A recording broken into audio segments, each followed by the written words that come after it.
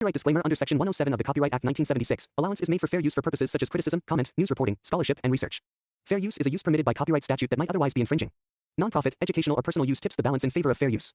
Imagine waking up one morning and realizing that the place you have called home your entire life is no longer part of the world you know. The houses are still there. The streets are still there. Your family is still beside you. But everything outside has somehow changed. That is the terrifying idea at the center of The End of Oak Street. One of the most mysterious science fiction thrillers coming to theaters in 2026.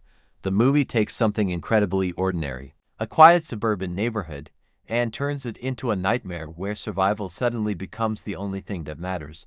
The story follows the Platt family, a seemingly normal family whose lives are thrown into chaos after a mysterious cosmic event completely changes their surroundings. Oak Street is not simply damaged or evacuated. Something much stranger happens. Their entire neighborhood is ripped away from suburbia and transported to a place that nobody recognizes. And once the family realizes that they are no longer living in the world they knew, the real danger begins. What makes the concept so interesting is that the movie does not start with soldiers, scientists, or superheroes trying to save the world. It starts with ordinary people trying to understand what has happened to their own home. At the center of the story are Anne Hathaway and Ewan McGregor, playing members of the Platt family.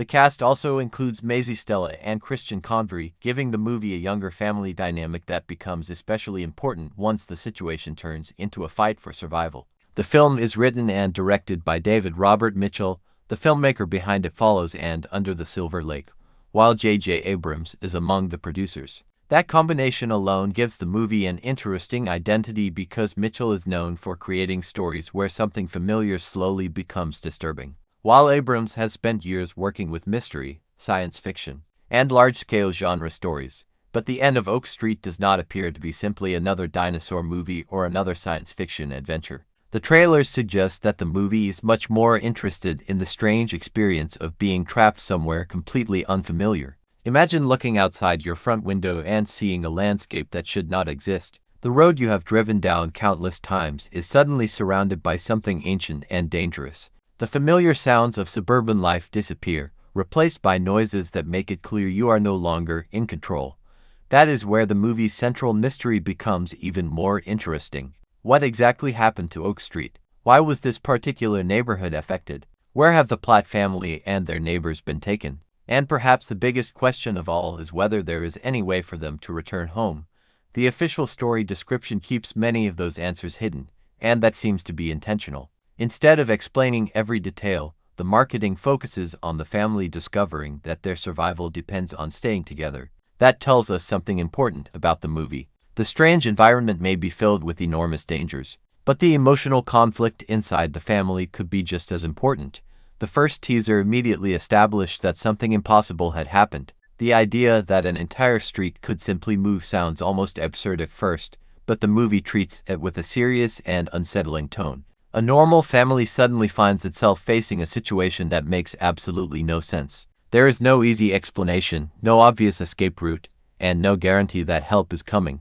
Then the trailers begin revealing what may be waiting outside the neighborhood. Instead of finding another ordinary town, the characters appear to encounter a world filled with prehistoric creatures. Dinosaurs become part of the danger, but the movie seems to use them as more than simple monsters. Their presence completely changes the rules of survival. A suburban family that previously worried about normal everyday problems now has to think about food, shelter, safety, and whether it is even possible to step outside without becoming a target.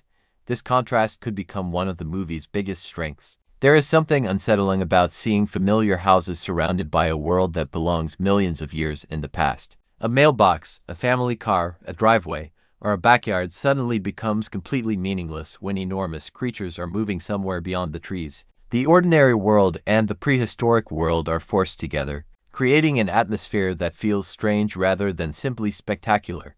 David Robert Mitchell has also explained that the movie was inspired by the simple image of a dinosaur appearing in a suburban environment. That idea sounds simple, but it opens the door to a much bigger question. How would ordinary people react if something completely impossible suddenly became part of their daily lives? That is why the movie's tone is especially important. It would have been easy to make The End of Oak Street into a straightforward creature adventure, but the filmmakers appear to be going in a different direction. The story has been described as being influenced by movies and television such as The Twilight Zone, Poltergeist, and Signs. Those comparisons suggest that suspense and atmosphere could be just as important as the creatures themselves. J.J. Abrams has also described the film as being more focused on people with monsters inside the story rather than simply being a monster movie. That distinction could make a huge difference. If the characters feel real, then every dangerous moment becomes more meaningful because the audience is not simply watching people run from creatures. We are watching a family try to protect one another while their entire understanding of reality falls apart. And that brings us back to the Platt family. At the beginning, they are simply trying to live their lives. But once Oak Street is transported somewhere unknown, those normal family relationships are put under enormous pressure. Fear can make people argue.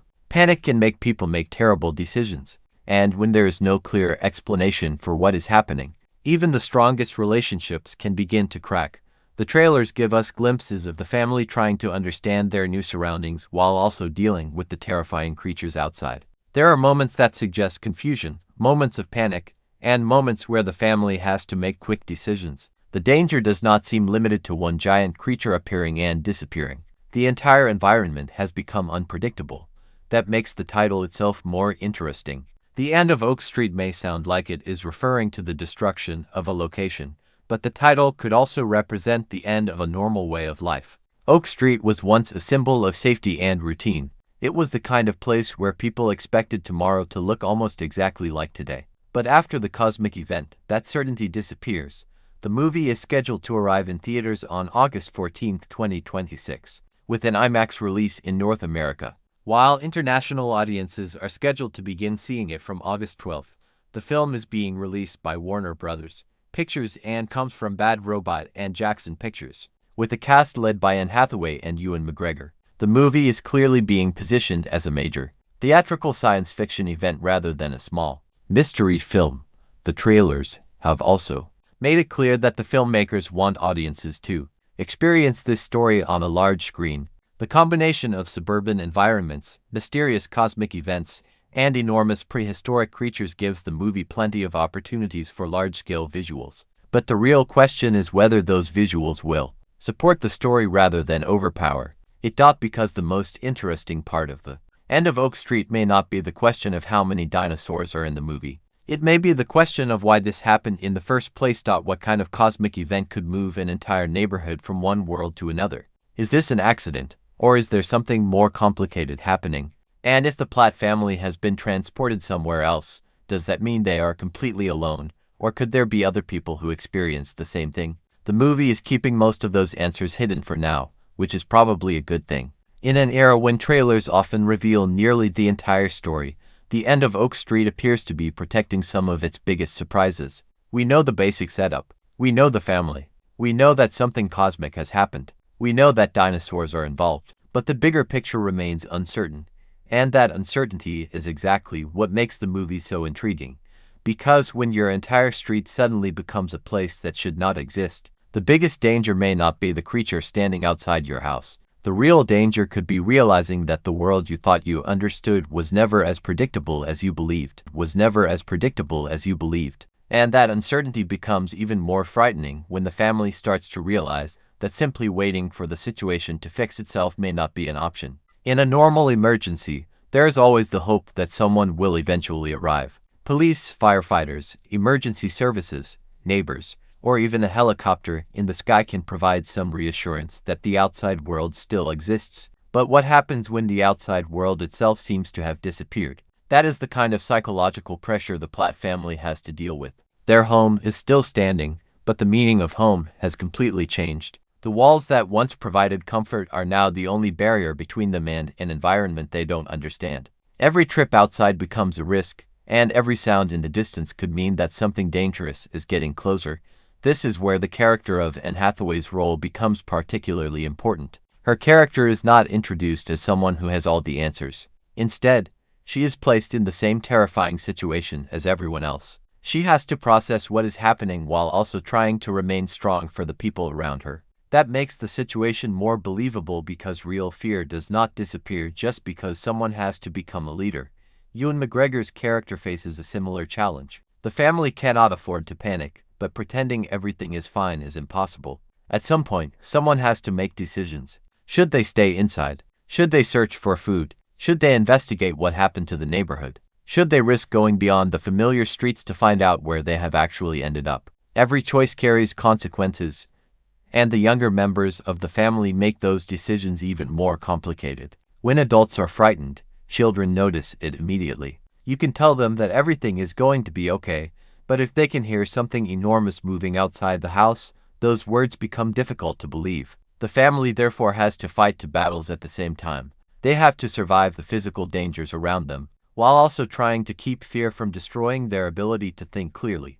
The dinosaurs make that problem much worse. One of the most fascinating aspects of the movie's premise is that these creatures are not supposed to exist in the world the characters know. They are not simply dangerous animals that escaped from a zoo. They belong to an entirely different period of Earth's history. That means the characters have no experience dealing with them. They don't know their behavior. They don't know which creatures are territorial. They don't know which ones are predators and which ones might simply ignore them. They have no idea what sounds attract them or what might scare them away. In other words, the family is entering a world where the rules of survival have completely changed, and there is something terrifying about that lack of knowledge. If you know how a threat behaves, you can prepare for it. But when you don't understand the threat, even a quiet moment can feel dangerous. A forest can look completely peaceful while something enormous is hiding somewhere beyond the trees. A road can appear empty until the ground begins to shake. The absence of danger does not necessarily mean that they are safe.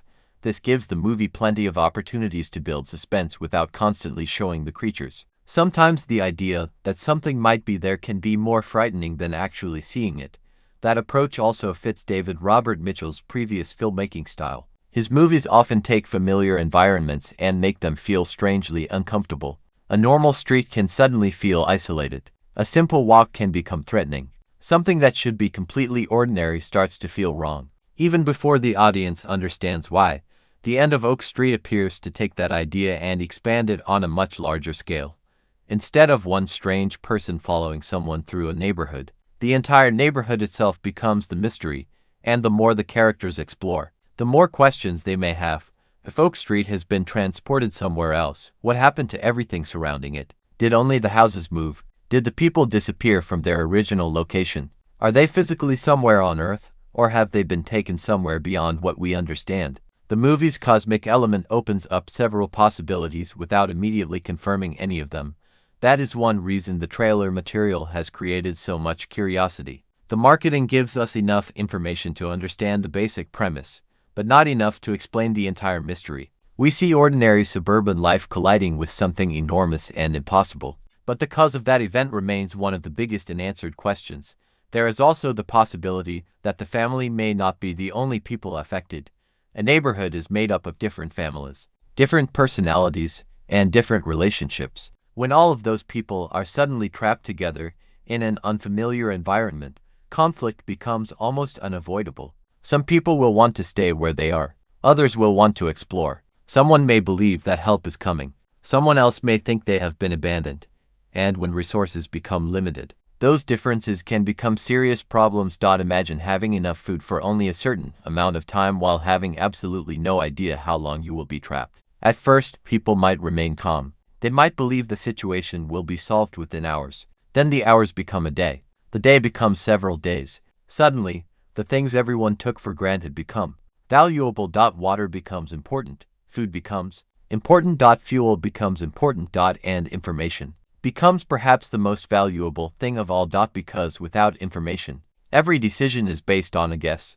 That could be one of the strongest themes running through the movie. The characters are surrounded by things they cannot explain. They have to make decisions without understanding the full situation, and that creates opportunities for both courage and mistakes.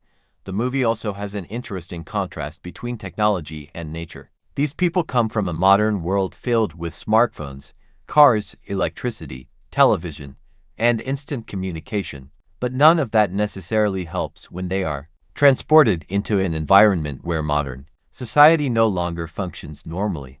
A phone is useless if there is no signal. A car is useless if there is nowhere safe to drive. A television is useless if there is no broadcast. And a house is not necessarily a safe place if something powerful Enough can destroy it. That is what makes the premise more than just a dinosaur story. It is a story about what happens when modern people lose the systems they depend on. The family has to rediscover basic survival skills while still dealing with the emotional reality of their situation. They are not trained explorers. They are not professional soldiers. They are ordinary people who suddenly have to become much more capable than they ever expected. And, perhaps the most difficult part is accepting that there may not be a quick way home. That realization could become a major turning point. At the beginning, the characters may believe that this is simply an emergency. Something happened, and eventually someone will explain it. But as they learn more about their surroundings, that confidence starts to disappear. The world outside their homes does not look temporary. It looks like an entirely different reality. And if that is true, then surviving the next few hours is not enough. They need a long-term plan. This is where the movie's mystery and survival elements can begin working together. The family cannot simply hide forever. Eventually, they will need answers. They will have to move beyond the safety of their immediate surroundings and discover what lies beyond Oak Street. But leaving the neighborhood means entering a world they know nothing about. The further they go, the greater the possibility that they will encounter something they cannot handle. Yet staying where they are may be just as dangerous. That creates a perfect survival dilemma. Do you stay somewhere familiar even though you know the danger is coming? Or do you risk everything by moving into the unknown? There may not be a correct answer, and that is what makes the situation so tense. Because in this world, even a good decision can have a terrible outcome. The movie's title begins to feel even more meaningful as the story develops. Oak Street is not simply a location anymore. It represents the old life the characters had before everything changed. Every house, every driveway, every familiar corner reminds them of a world that may no longer exist. The longer they remain trapped, the harder it may become to believe that they will ever return to that life. And eventually, the family may have to face the question they have been trying to avoid from the beginning. What if going home is no longer possible? That question could completely change the direction of the story. Because survival is one thing when you believe rescue is coming. Survival becomes something entirely different when you realize that you may have to build a new life in a place that was never supposed to be yours, and somewhere beyond the trees, beyond the houses, and beyond the strange landscape surrounding them. There may still be an explanation for everything that happened, but finding that explanation could be more dangerous than the family realizes. Because the moment they begin searching for answers, they may discover that the mysterious event that brought them here was not random at all. The possibility that the event was not random changes everything. Until this point, the family has been trying to understand what happened to them, but there is a huge difference between an accident and something that happened for a reason. If someone or something caused Oak Street to disappear, then the question is no longer simply how they can get home. They also have to figure out who or what wanted them there in the first place. That possibility would make every strange detail around them feel more important. A strange sound in the distance is no longer just an animal. An unusual light in the sky is no longer something they can easily ignore. Even small changes in the environment could potentially be clues. When people are trapped somewhere they do not understand, the human mind naturally starts connecting things together. Sometimes those connections are wrong, but sometimes they reveal something much bigger. For the Platt family, that uncertainty creates another problem. They cannot afford to trust every theory they come up with. Fear can make people see patterns that are not really there, while desperation can make them believe anything that gives them hope. That is especially dangerous when the only information they have comes from their own observations. There is no scientist standing beside them explaining the phenomenon. There is no government official giving them instructions. There is no emergency broadcast telling them what to do next. They are essentially left to investigate their own situation. And the first thing they may need to understand is exactly where they are. The surrounding landscape does not behave like the world they left behind. The appearance of prehistoric creatures suggests that they may have been transported to a time when humanity did not exist. But the situation may be more complicated than simply traveling millions of years into the past. If they had genuinely been sent back to prehistoric Earth, the consequences would be enormous. The atmosphere would be different. The geography would be different. The climate could be completely different. And most importantly, there would be no modern civilization anywhere around them. But the presence of their own neighborhood raises an even stranger question. How could an entire piece of modern suburbia exist inside such an ancient environment? It is almost as if two completely different worlds have collided. That visual idea could become one of the movie's most memorable elements. A modern family home standing beside an environment filled with creatures from Earth's distant past creates an image that feels impossible, yet strangely believable within the movie's rules, and that contrast can also create moments of dark humor. Imagine someone worrying about an ordinary household problem while a dinosaur is standing somewhere outside. The things that seemed important yesterday suddenly become completely meaningless. Arguments about chores, schedules, work, school, bills, or everyday responsibilities can seem almost ridiculous once survival becomes the priority. But those ordinary memories may also become emotionally important. They remind the characters of what they have lost. That is where the movie can move beyond the spectacle and focus on the emotional consequences of the situation. The family is not just trying to survive a strange environment. They are grieving their normal life while still being forced to fight for the possibility of getting it back. For the younger members of the family, that could be especially difficult. Children often understand danger differently from adults. They may not fully understand the science behind what happened, but they understand when the people around them are scared. They can sense when something is wrong, and because of that, protecting them becomes more than simply keeping them physically safe. The adults have to give them hope, even when they do not have much hope themselves. That creates a difficult emotional balance. If the parents tell the children everything is fine, they may lose trust when the reality becomes impossible to ignore. But if they explain every terrifying possibility, they risk making the children panic. So they have to find a middle ground. And that pressure can reveal different sides of the characters. Someone who normally appears confident might become overwhelmed. Someone who seems quiet might unexpectedly become the person everyone depends on. Someone who initially refuses to accept reality might eventually be the first person willing to take a dangerous risk. That is where a survival story becomes interesting. The creatures are external threats, but the characters themselves create internal tension. Everyone reacts to fear differently. Some people freeze, some run, some fight, some try to take control, and some simply refuse to believe that what they are seeing is real.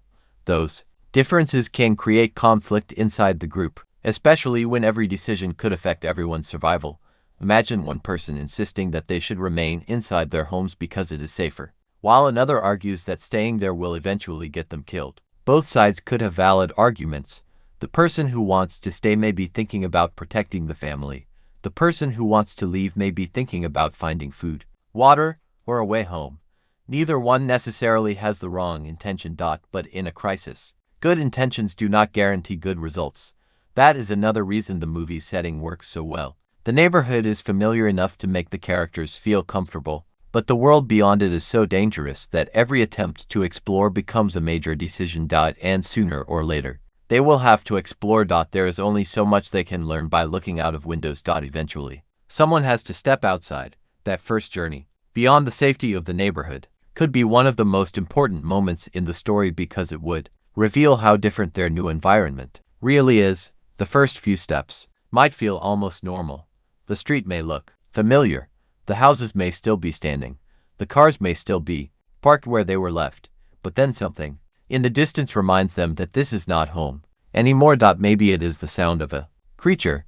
Maybe it is the movement of something enormous behind the trees.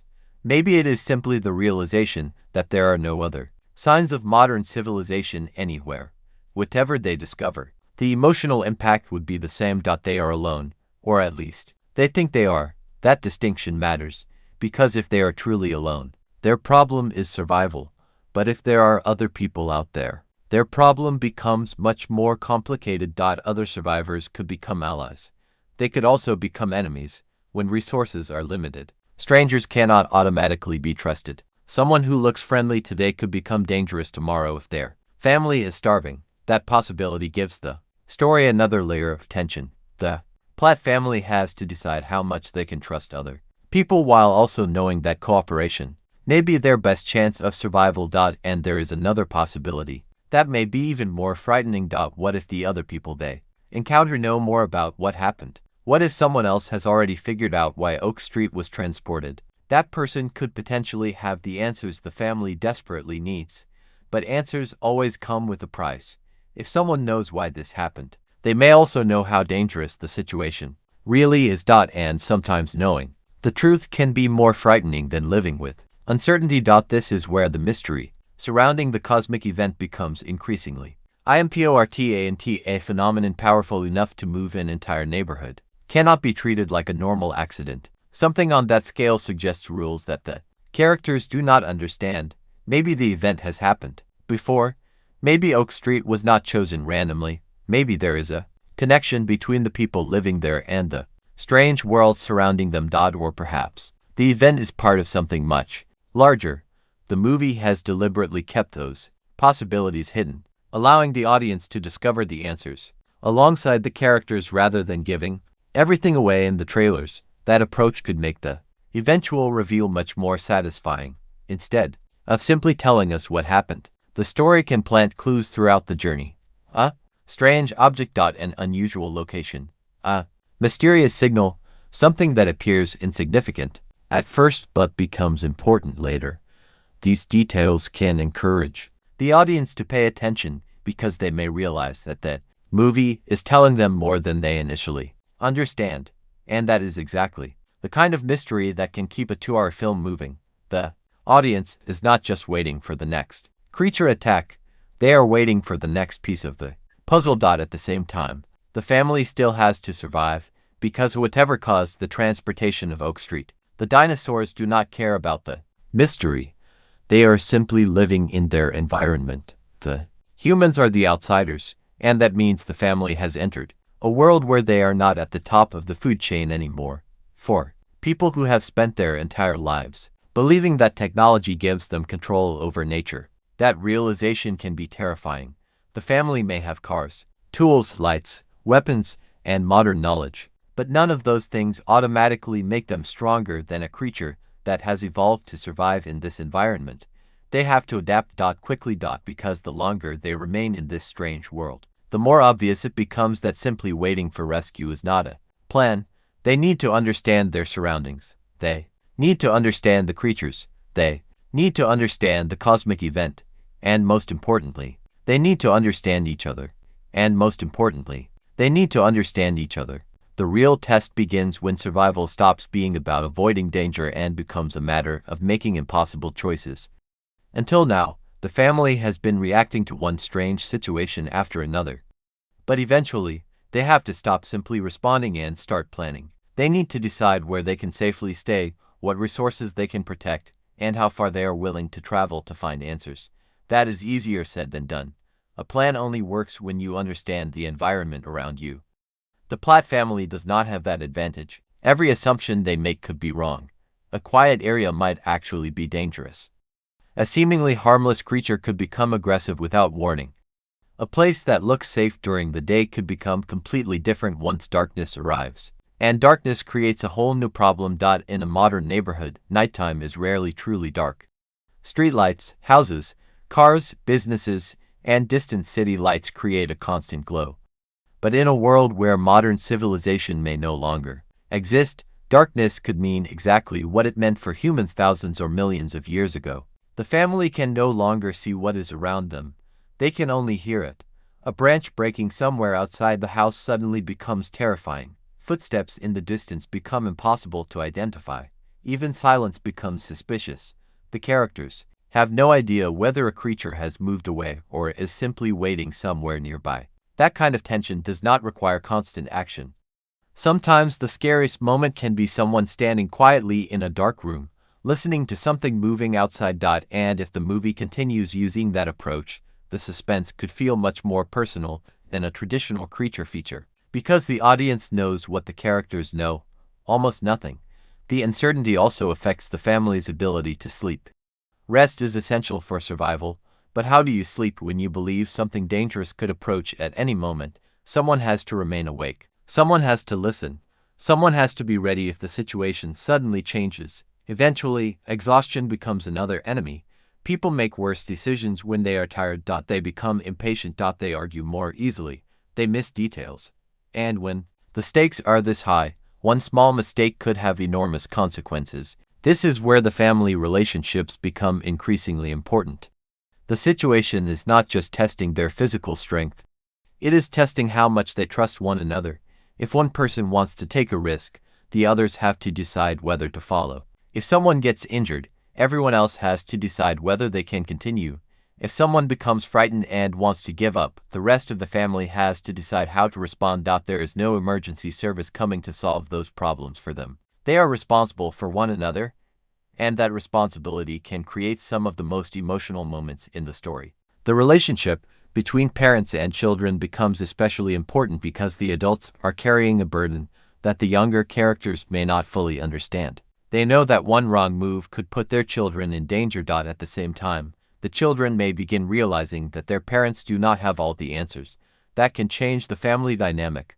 A child who once believed their parents could fix anything may suddenly understand that even the adults are scared. That realization can be painful, but it can also become part of their growth. The younger characters may have to become more independent much faster than they ever expected. They may have to learn when to stay quiet, when to listen, when to run, and when to trust the adults around them. And perhaps most importantly, they may have to learn that courage does not mean being fearless. It means continuing even when you are terrified. That idea fits the larger story because nobody in the end of Oak Street appears to have been prepared for what happens to them. They are not superheroes. They do not have special powers. They are not trained to fight dinosaurs. They are simply people who suddenly find themselves in an impossible situation. That makes every successful escape more meaningful. When an ordinary person survives something extraordinary, the audience can imagine themselves in the same position. And that is one reason the movie's suburban setting is so effective. If the story began with professional explorers traveling into a dangerous prehistoric world, the audience would expect them to know what they were doing. But these characters begin in a place that feels familiar. They have ordinary homes, ordinary routines, ordinary problems. That familiarity makes the transformation more disturbing. One day, you are worrying about something completely normal. The next day, you are trying to determine whether it is safe to walk down your own street. That is the nightmare at the heart of the story, and the longer the family remains trapped, the more difficult it becomes to separate their old life from their new reality. Some people might refuse to change. They might continue behaving as if everything will return to normal. Others may adapt quickly. That difference can create tension between the characters, because adapting to a new world can feel like accepting that the old world is gone. And emotionally, that may be something some members of the family simply cannot do. Imagine looking at your house and knowing that it may be the last connection you have to your old life. You could walk through every room and remember ordinary moments. Family dinners, birthdays, arguments, laughter, quiet mornings, all of those memories suddenly become more valuable because you no longer know whether you will ever experience them again. The house becomes more than a shelter. It becomes a symbol, a reminder of who they were before the event. But symbols do not keep people alive. Eventually, they have to leave, and when they do, the world beyond Oak Street begins revealing just how enormous their problem really is. The first thing they may notice is the scale. The trees are different. The landscape feels untouched. There are no familiar roads leading toward a city. No aircraft overhead. No distant traffic. No signs that modern society exists. The silence is almost unnatural. Then they begin seeing evidence that they are not simply lost. They are somewhere else. The creatures confirm it. A footprint in the ground can be enough to stop everyone in their tracks.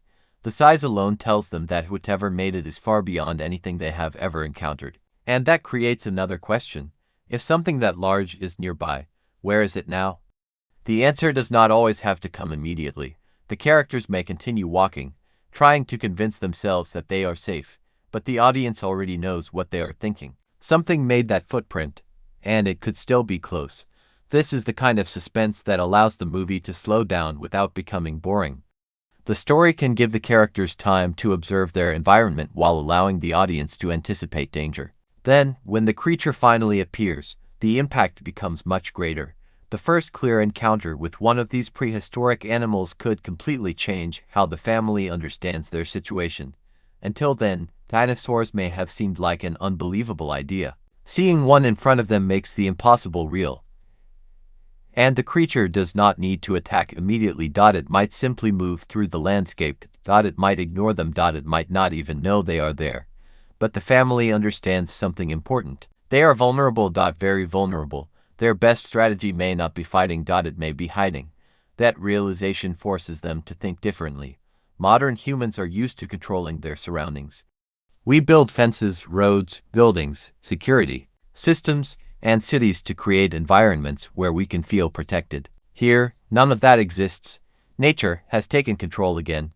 The family has to learn how to disappear into the environment rather than dominate it. And that could lead to some of the movie's most suspenseful sequences. They may have to remain completely silent while something enormous passes nearby. They may have to hide inside a vehicle. They may have to abandon equipment to avoid attracting attention. They may even have to leave behind something valuable because carrying it makes them slower. Every decision becomes a calculation. What can they carry? Where can they hide? How much noise can they make? How far can they travel before they need to rest? The answers become matters of life and death. But even as the family learns how to survive physically, the bigger mystery continues to follow them. Why were they brought here?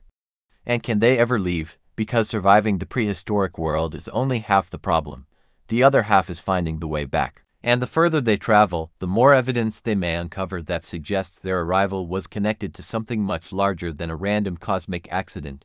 Something happened before they arrived. Something may have happened somewhere else. And if the family can find the connection between those events, they might finally have a chance of understanding what happened to Oak Street. But discovering the truth could also reveal that getting home will require them to face the most dangerous thing they have encountered yet. Not a dinosaur. Not the strange landscape, but the mystery itself. The mystery itself becomes more dangerous the moment the family realizes that the strange world around them may contain clues about why they were brought there. Until now, every discovery has raised another question, but eventually those questions begin connecting to one another. The creatures, the environment, the strange cosmic event, and the disappearance of Oak Street may not be separate pieces of the story after all. That realization changes the way the family explores. They are no longer simply looking for food or a safe place to sleep. They are looking for evidence. Every unusual detail matters. A strange formation in the landscape could be important. An object that clearly does not belong in this environment could be a clue. Even something that appears completely ordinary might become significant if it suggests that someone else has been here before them. And that possibility would be both exciting and terrifying. If other people have reached this place, then the family may finally have a reason to believe they are not completely alone. But if someone else has already been here, the obvious question becomes, what happened to them? The answer may not be comforting. Because this world is not designed for modern humans, the family is learning that the hard way with every passing hour. Even simple tasks require more effort. Finding clean water is no longer something they can take for granted. Food cannot simply be purchased. Medical supplies are limited. Batteries eventually run out. Fuel becomes difficult to replace. Every modern convenience they once considered permanent suddenly has an expiration date. That creates a countdown, not necessarily one displayed on a clock, but one that the characters can feel. Every bottle of water they use brings them closer to having none. Every meal reduces their food supply. Every mile they travel uses energy they may not be able to replace. And every injury makes the next journey more difficult. That is why the family has to become more disciplined. They cannot afford waste. They cannot afford unnecessary risks. And they certainly cannot afford to split up without a very good reason. But staying together is not always easy. Different people see the situation differently. One person might believe that the only way to survive is to find the source of the phenomenon. Another may think that searching for answers is too dangerous and that they should simply find a defensible location and stay there. Both ideas make sense. And that is what makes the conflict believable. There is no obvious villain standing in front of them telling them what to do. The disagreement comes from fear, responsibility, and different ideas about what survival actually means. For a parent, survival might mean keeping the children alive for one more day. For someone else, survival might mean finding a way home before the family becomes permanently trapped. Those goals can eventually collide, and when they do, the family may be forced to make a choice that none of them wants to make. The situation also changes how they view the environment. At first, the prehistoric world seems like one giant threat, but as they spend more time there, they may begin to understand that not every creature is trying to kill them. Some animals may simply be moving through their natural territory. Some may be curious. Some may be completely uninterested in humans. That distinction matters because it teaches the family something important. They are not the center of this world. The dinosaurs are not monsters created specifically to hunt them. They are animals living according to instincts that existed long before humans appeared. That means the family has to understand behavior rather than simply react to appearances. A giant creature may look terrifying but could be harmless if they stay out of its way. A smaller creature could be much more dangerous if it is territorial or aggressive. The characters have to learn these differences through observation, and sometimes through mistakes. And mistakes in this world can be expensive. One wrong movement could attract attention. One loud noise could reveal their location. One decision made too quickly could separate someone from the rest of the group. This is where the movie can create tension without making every creature encounter feel identical. The danger is constantly changing. Sometimes the safest option is to remain still. Sometimes the safest option is to run. Sometimes the only choice is to take a risk. And the characters never know which situation they are facing until it is already happening. That unpredictability also affects the audience. We cannot be completely sure what will happen next. And that is important because once a movie establishes predictable rules, the suspense can disappear. If the audience knows exactly how every creature behaves, every encounter becomes routine. But if the rules are still being discovered along with the characters, then every new situation carries uncertainty. The family could eventually encounter a creature they have never seen before. They may have no idea whether it is dangerous. They may have to decide whether to hide or continue moving, and they may only have seconds to make that decision. The pressure builds because there is no second chance. Meanwhile, the cosmic mystery continues in the background. The family begins noticing that some parts of the environment do not seem completely natural. There may be places where the landscape behaves strangely. There may be unexplained changes in light or sound.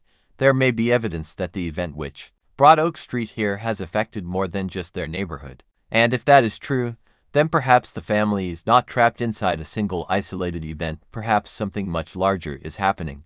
That possibility could completely change the story. Because if the phenomenon is expanding, then the family may not be dealing with a simple transportation problem. They could be caught inside a much larger process that they do not understand.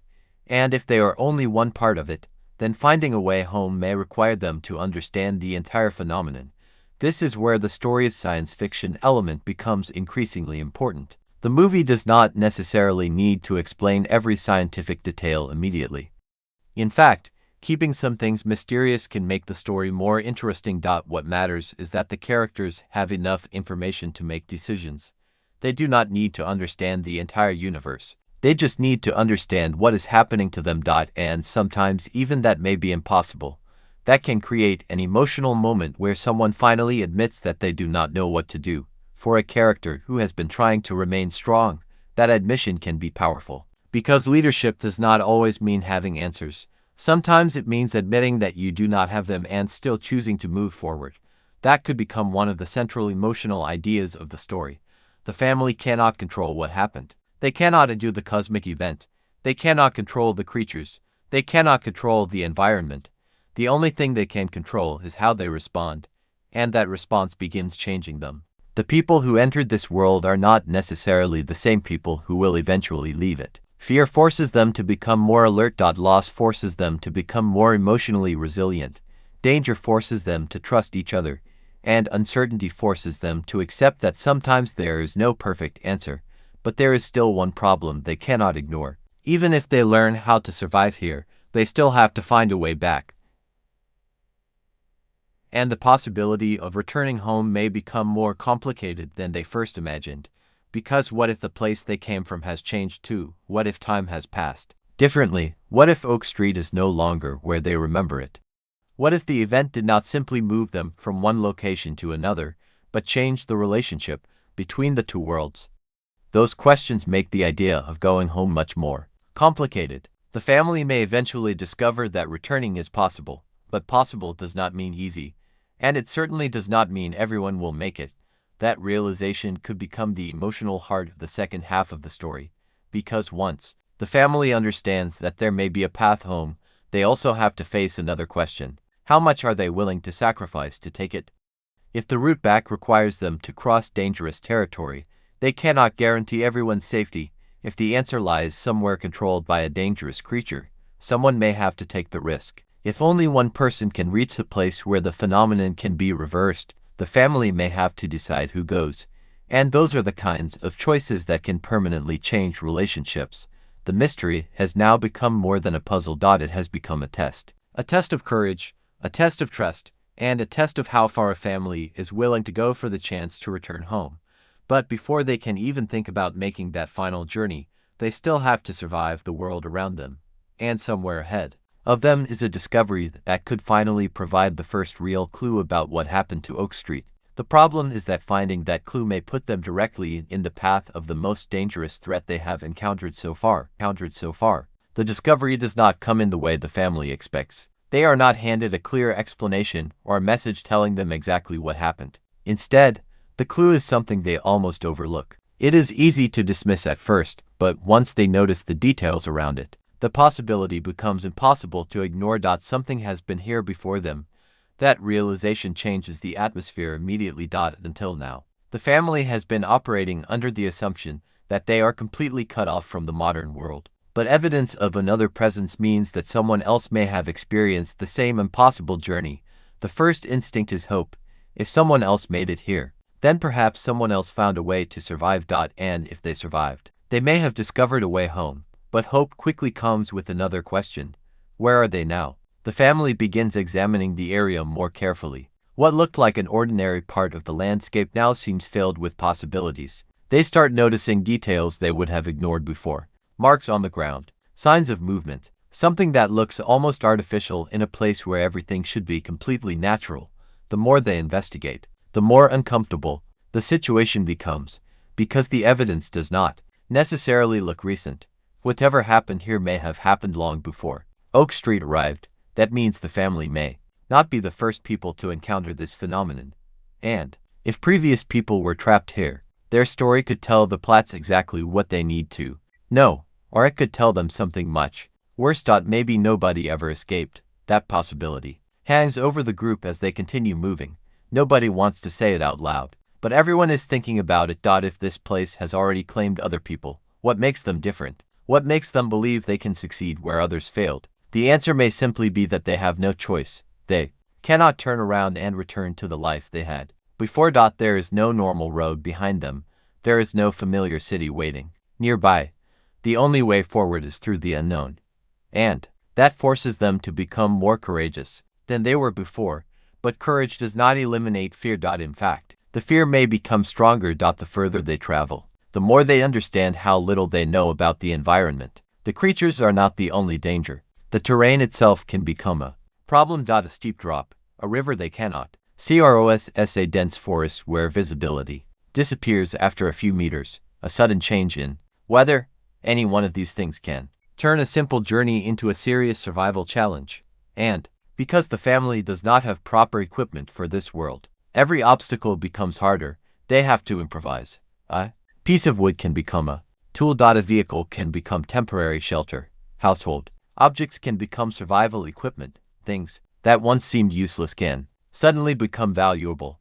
That is one of the interesting consequences of being stripped away from modern civilization. You begin seeing everyday objects differently. Something as simple as a flashlight can become essential.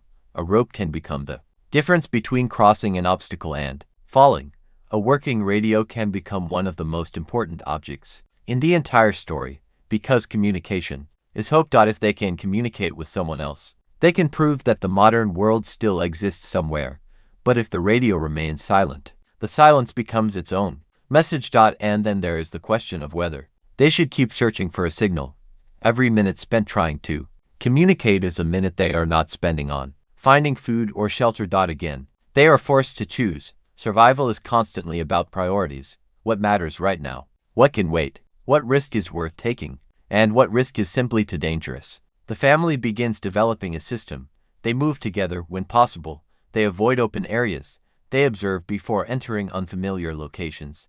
They try not to waste supplies. And most importantly, they stop assuming that anything is safe simply because it looks familiar. That last lesson may save their lives, because the world they are in does not follow the rules they are used to. A quiet road may lead directly into the territory of a predator. A seemingly empty clearing may actually be watched from the trees. A peaceful-looking creature may become aggressive if the family gets too close. The environment is constantly testing them. And every successful decision gives them a little more confidence, but confidence can also become dangerous. After surviving several close calls, people can begin believing they understand the situation.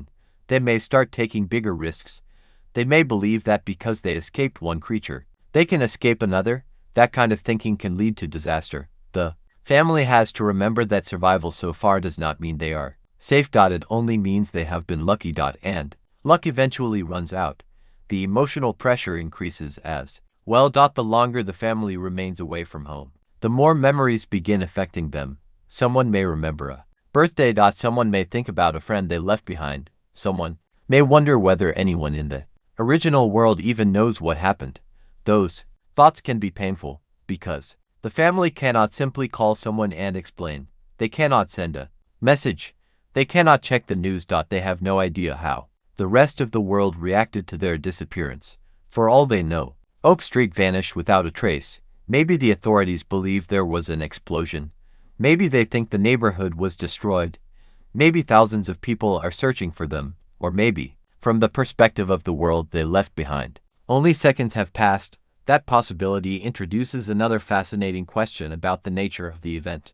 What if time itself is behaving differently? If the family has been gone for days, but only moments have passed back home, then returning could be possible without losing their entire previous life. But if years have passed in their absence, everything changes. The people they knew could have moved on. Their homes could have disappeared. The world could be completely different, and the emotional idea of returning home would become much more complicated. This is why the cosmic mystery matters so much. The family does not simply need a location. They need to understand the rules. What happened? Where did they go? How did they get there? And how can they reverse it? Until they know those answers, every path remains uncertain. Eventually, their search leads them toward something that feels different from everything else they have encountered. The environment becomes strangely quiet. The creatures seem to avoid a particular area. There is something about the location that does not feel natural. And that makes the family stop. They do not know why, but instinct tells them that they are approaching something important. They move carefully. Slowly. Nobody wants to make unnecessary noise. Then they see it, not another dinosaur. Not another ordinary sign of prehistoric life. Something that clearly does not belong. Something modern. Something connected to the world they came from. For the first time, the family has evidence that their situation may be part of something much bigger. And if that object is what they think it is, then they may finally have a way to communicate with whoever caused this impossible event. But there is a problem. They are not the only ones interested in the area. Something else has noticed them. At first, they hear movement. Then silence. Then another sound. Closer. This time. The family realizes they are no longer alone. Whatever is approaching is not moving like the creatures they have already encountered. It is moving carefully, almost deliberately, and that is what makes it frightening. A normal animal follows instinct, but this feels different. It feels as if something is watching them. Waiting for them to make a mistake. The family has only a few seconds to decide what to do. Run, and they could reveal their location. Hide, and they could become trapped. Fight, and they could attract even more attention. For the first time, they are facing a threat they cannot understand at all. And that may be the most dangerous kind of threat, because when you know what you are fighting, you can prepare. When you have no idea what is watching you, preparation becomes almost impossible. The family freezes. The sound gets closer, and then, from somewhere beyond the trees, something enormous moves into view. The discovery they were searching for is still within reach, but now they have to survive long enough to reach it. But now they have to survive long enough to reach it. The creature does not rush toward them. Instead, it stops. For a few seconds, nobody moves. The family can barely breathe as they watch the enormous shape standing beyond the trees. It is difficult to tell exactly what kind of animal they are looking at because the distance and darkness hide some of its features. But one thing is obvious. It is much larger than anything they have encountered before, and it knows they are there. That realization changes everything. Until now, the family has been able to rely on one simple survival rule: stay quiet, stay hidden, and avoid attracting attention. But that rule has suddenly failed. Whatever is standing in front of them has already detected them. The question is why. Is it hunting them? Is it protecting its territory? Or is it simply curious? Nobody knows. And that uncertainty creates a strange kind of tension because attacking the creature may be exactly what gets them killed, while running could trigger the instinct they are desperately trying to avoid. So they remain still. The creature takes another step. The ground seems to respond to its weight. One of the family members instinctively moves backward, but another quietly signals them to stop. They cannot panic. Not now. The creature lowers its head slightly. For a moment, it looks directly toward them. Then something unexpected happens. It turns away. Instead of attacking, the enormous animal slowly disappears into the trees. The family remains frozen even after it is gone. Nobody immediately believes that it has actually left. They wait. A few seconds pass, then another few. Only after the sounds disappear completely do they finally move. And that moment teaches them something important. Not every creature is automatically trying to kill them. Their fear has been making them see every animal as a predator. But the reality may be more complicated. The creatures have their own behavior, their own territory, their own reasons for moving through the environment. If the family can learn those patterns, they may be able to survive. But there is still no time to celebrate. The strange object they discovered is still nearby. And now they know that the area around it may attract dangerous creatures. They approach carefully. At first, it looks like some kind of modern equipment. The surface is damaged, but there are clearly manufactured components. There are wires, panels, and pieces that do not belong in a prehistoric environment. That alone is enough to make everyone stop, because this is proof someone from their world has been here, and whoever brought this equipment here may have known exactly what they were doing. The family begins examining it. Some parts are broken, others appear to have survived. There may even be a power source. If they can make it work, they could potentially communicate with someone. Maybe there is a signal. Maybe there is a recording. Maybe there is information stored inside. For the first time since arriving in this strange world, the family has something that resembles a lead, but leads can be dangerous, because a clue can create hope, and hope can make people take risks. The family knows they should be careful, but after spending so long without answers, the temptation to investigate becomes almost impossible to resist. They begin working together. Someone checks the equipment. Someone watches the surroundings. Someone keeps track of the supplies. The group has become more organized than it was before. They are adapting, but the machine does not immediately work. There is damage. Some components are missing. The power source is unstable, and whatever system it uses is unfamiliar. They may need to find additional parts. That means another journey. Another risk. Another reason to leave the relative safety of their current location. The family has reached a point where every answer creates another problem. And that is exactly what makes their situation so difficult. There is no simple solution. Even if they discover how the equipment works, they still need to understand where it is supposed to send a signal. If they manage to communicate, who will answer? And if someone answers, can they actually help? These questions remain unanswered. But one thing is clear. The equipment suggests that someone understood this phenomenon before the Platt family ever encountered it. That means the cosmic event may have a history. Perhaps there have been previous incidents. Perhaps people have been studying the phenomenon. Perhaps the strange transportation of Oak Street was not an isolated event at all. The family starts wondering whether they were somehow selected. Maybe their neighborhood was chosen because of something specific. Maybe there was something unusual beneath Oak Street. Or perhaps the event was completely random, and they were simply unlucky. At this point, nobody can know. But the possibility that they were selected is difficult to ignore, because if someone chose them, then someone may still be watching. That thought makes the environment feel different. Again. The family begins looking around. Trees. Open ground. Distant hills. Nothing obvious, but the feeling remains. They are being observed. And then they notice something. A series of marks on the equipment. Not damage, not natural. Where? Symbols. Patterns. Something that appears deliberate. Nobody recognizes them, but they are too precise to be accidental. This becomes another puzzle. Were these symbols instructions, coordinates, warnings, or something else entirely? The family photographs them and begins comparing them with what they have already seen. One of the symbols appears similar to something they noticed earlier, a mark in the landscape. At first, They thought it was just a strange natural formation. Now it looks like part of the same pattern. That means the environment itself may contain a message. And if that is true, then the place they are standing in may not be random either. The family decides to follow the pattern. They do not know where it will lead, but it is the first direction they have found that might actually explain something. They move carefully. The terrain becomes more difficult. The trees grow thicker. The light changes. And slowly, the signs become more obvious. Another symbol. Then another. Each one seems to point farther ahead. It almost feels like someone wants them to follow. That possibility makes the group nervous, because a path designed for them to follow could be a trap, but it could also be their only chance. Eventually, they reach an open area. And what they see there completely changes their understanding of the world around them. There are signs of human activity, not ancient ruins. Not natural formations, modern structures. Something has been built here, something connected to the same technology they found earlier, and it appears to have been abandoned.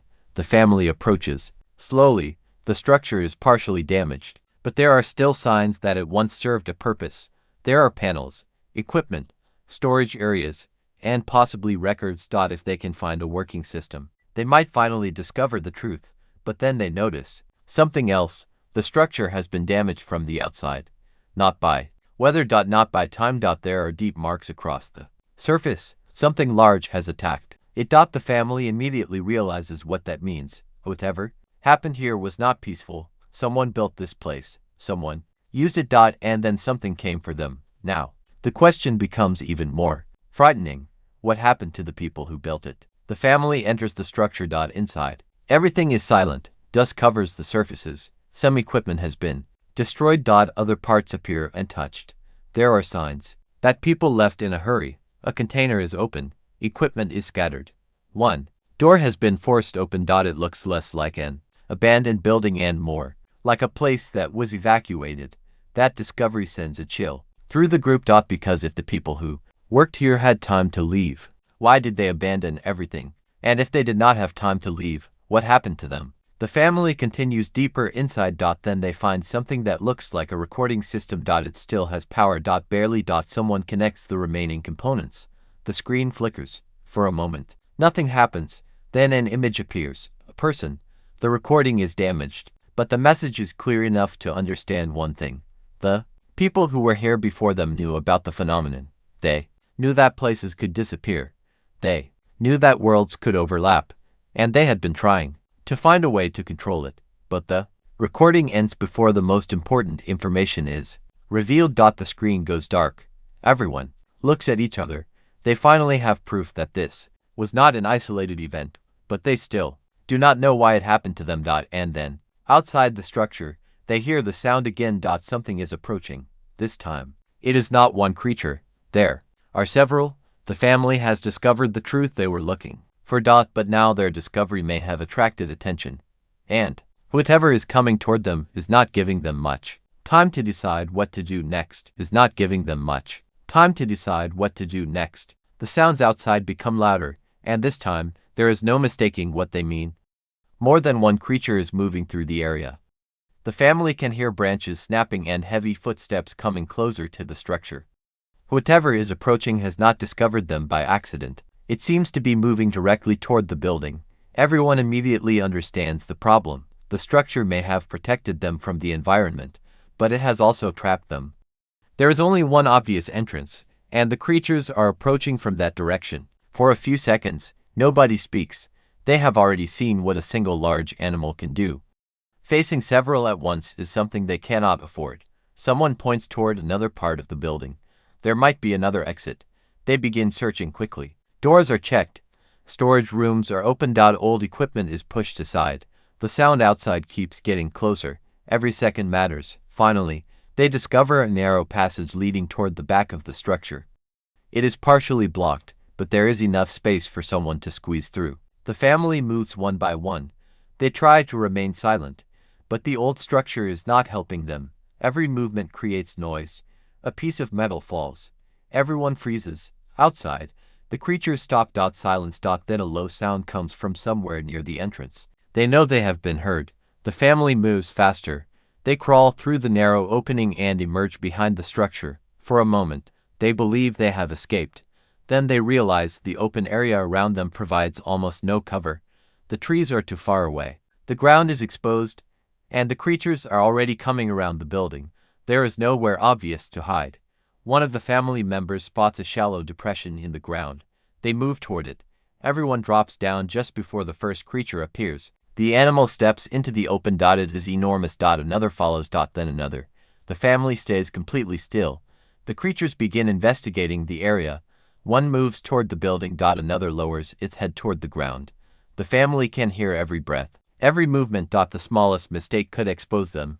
But the creatures do not seem interested in the family yet. They are focused on something else. The damaged equipment. That gives the group an important clue. Perhaps the creatures are attracted to the technology. Maybe the sounds or energy coming from the equipment drew them there.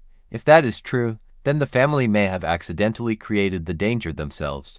They now have to make another decision. Do they stay where they are and hope the creatures leave, or do they use the distraction to escape? The second option is risky, but staying in the open is not safe either. Eventually, one of the creatures moves farther away. The family takes the opportunity. They slowly crawl toward the trees. Nobody stands. Nobody runs. They move inch by inch. Then a branch breaks. The largest creature turns. For one terrifying moment, it looks directly toward them. The family freezes. The creature takes a step. Then another. It begins moving toward the trees. There is no time left. Someone whispers for everyone to run. They sprint. The creatures react immediately. The chase begins. The family runs through the forest as fast as they can. Branches hit their faces. Roots catch their feet. The ground is uneven. Behind them, the sounds are getting louder. The creatures are faster. Much faster. They cannot outrun them forever. One member of the family falls. Another turns back. They pull them up. Keep moving. Do not stop. The trees become thicker ahead. That might give them a chance. They squeeze between the narrow spaces, hoping the larger animals will struggle to follow. For a moment, it works. The sounds behind them become quieter. Then something crashes through the trees. The creature is still coming. The family reaches a steep slope. There is no easy way down. They look back. The animals are approaching. There is only one choice. They descend. It is dangerous, but staying where they are would be worse. They slide down the slope, grabbing whatever they can find. One person nearly loses their grip. Another catches them. They reach the bottom. But now they are standing beside a wide river. The river is too fast to swim safely. The family looks around. There is no bridge. No road. No obvious crossing. And the creatures are still somewhere behind them. They have reached another dead end. Then one of them notices something floating near the opposite bank. A piece of modern material. It could be debris, or it could be another clue. They move along the riverbank searching for a safer crossing. Eventually, they find a fallen tree spanning part of the water. It is narrow. Unstable. But it may be their only option. They cross carefully, one at a time. Halfway across, the tree shifts. Everyone freezes. The person in front reaches the other side. Then another. The final member begins crossing. The sound of the creatures returns. They have reached the river. The family moves faster. The last person jumps from the tree onto the opposite bank just as one of the animals reaches the water. For a moment, the family watches from the trees. The creatures stop at the river. They do not cross. That gives the family their first real moment of safety. But they also realize something else. The river is not just a natural barrier. It could become part of their survival strategy. If they can find other rivers, cliffs, or natural obstacles, they may be able to create safe zones. They begin thinking differently. Instead of simply running from danger, they can use the environment against it. That is another step in their adaptation. But their escape has cost them something. Some supplies have been lost. One of their bags is gone. Food is running low. And the equipment they discovered earlier is still back at the abandoned structure. Most importantly, the recording they found has raised more questions than answers. They now know that someone understood the phenomenon. They know there were previous attempts to study it. And they know something went terribly wrong. But they still do not know what the recording was trying to reveal. The family decides they cannot simply walk away. They need to return. Not immediately. Not while the creatures are still nearby. But eventually, they will have to go back to that structure, because the answer they need may still be there. The river gives them temporary protection, and they begin searching for a place to rest. As night approaches, They find a small elevated area surrounded by trees. It is not comfortable, but it is defensible. They build a simple shelter. Nobody sleeps deeply. The events of the day have changed them. They have survived their first serious chase. They have crossed dangerous terrain. They have discovered evidence of previous human activity, and they have learned that the technology may be connected to the creatures, but there is still something bothering them. The recording. The final moments of the message seemed deliberate. The person on the screen appeared to know that someone might eventually find the facility. Maybe they had left the message for future survivors. Maybe they knew another neighborhood could eventually be transported here. Maybe the phenomenon repeats. If that is true, then Oak Street may not be the first neighborhood to disappear, and it may not be the last. That thought keeps the family awake. Because if the event can happen again, then perhaps someone in their original world is already in danger. Their goal is no longer simply to get themselves home. They may have to find a way to stop the phenomenon from happening again. But before they can think about saving anyone else, they need answers. And the only place where those answers may exist is the abandoned facility they just escaped from. The family knows going back could be dangerous, but they also know something else now. They cannot survive forever by running. Eventually, they have to confront the mystery. The next morning, they begin preparing to return. This time, they will not approach the facility blindly. They will study the area. They will watch the creatures. They will plan their route, and they will make sure they have a way out. Because the next visit is not going to be about hiding. It is going to be about finding the truth. And somewhere inside that abandoned facility, there may be evidence explaining exactly what happened to Oak Street. There may even be a way home. But there is one problem the family does not know about yet. Someone or something may still be using the facility. And if that is true, they are not returning to an abandoned place. They are walking directly into someone else's territory. The next morning arrives quietly, almost too quietly. After everything that happened the previous day, the family expects to hear movement somewhere in the distance, but for a while there is nothing. No heavy footsteps, no distant calls, just the sound of wind moving through the trees. That silence gives them time to think. They know they cannot stay near the river forever. Their supplies are running low, and the abandoned facility may contain the only information capable of explaining what happened to them. But returning there means walking back toward the creatures they escaped from. This time, however, they have an advantage. They know the route. They know where the river is. They know where the terrain becomes difficult, and they have a better understanding of how the creatures move. The family spends the morning preparing carefully. They carry only what they absolutely need. Anything unnecessary is left behind. The journey back begins slowly. They stay close to the trees, avoiding open ground whenever possible. Every few minutes, someone stops and listens. They are not just watching the environment anymore. They are studying it. That change in behavior is important. The family is no longer reacting blindly to danger. They are beginning to think like survivors. Eventually, they reach the river. Nothing is there. The crossing is still intact. They move across one by one and continue toward the facility. As they get closer, they notice something strange. The creatures are gone. At first, this feels like good news, but then they realize that the absence itself is unusual. The area had been full of movement the previous day. Now there is almost nothing. No large footprints nearby. No distant calls. No signs of activity. It is as if the entire area has been abandoned. The family becomes cautious. Maybe the creatures moved away, or maybe they are hiding. Either possibility is possible. They continue forward. When the facility finally comes into view, they stop. The structure looks different. Not physically different, but something about it feels wrong. The door they used to escape is no longer where they left it. It is closed. Someone or something has moved it. The family looks at each other. Nobody needs to say what they are thinking. They were not the only ones here. They approach slowly. One person checks the entrance. No sound. They open it. Inside, the facility appears exactly as they left it. Dust. Broken equipment. Dark corridors. But then they notice something on the floor. Fresh footprints. Human footprints. The family freezes. Someone has been inside. Recently. That discovery completely changes the situation. The recording they found may not be the only thing left behind. There could be another survivor. Maybe someone who has been hiding here. Maybe someone who knows how to operate the equipment. And maybe someone who does not want to be found. The family moves deeper into the building. They follow the footprints. They lead toward another room. The door is partially open. Inside, there are signs of recent activity. A small amount of food, a container of water, a light source. Someone has been living here. The family realizes that they may finally have found another human being. But where are they? The room is empty. There is no obvious hiding place. Then they notice another detail. A piece of equipment is active. The same technology they saw before is running again. Someone turned it on, and the system appears to be receiving a signal. The family watches the screen. Static fills the display. Then a faint image appears. It is not clear enough to identify anyone. But there is movement. A person. The image cuts out, then returns. This time, the signal appears stronger. The family realizes that the facility is not simply recording information. It is communicating. Someone is trying to reach it. The group has no idea whether the signal is coming from their original world or somewhere else. But for the first time, they have proof that communication may be possible.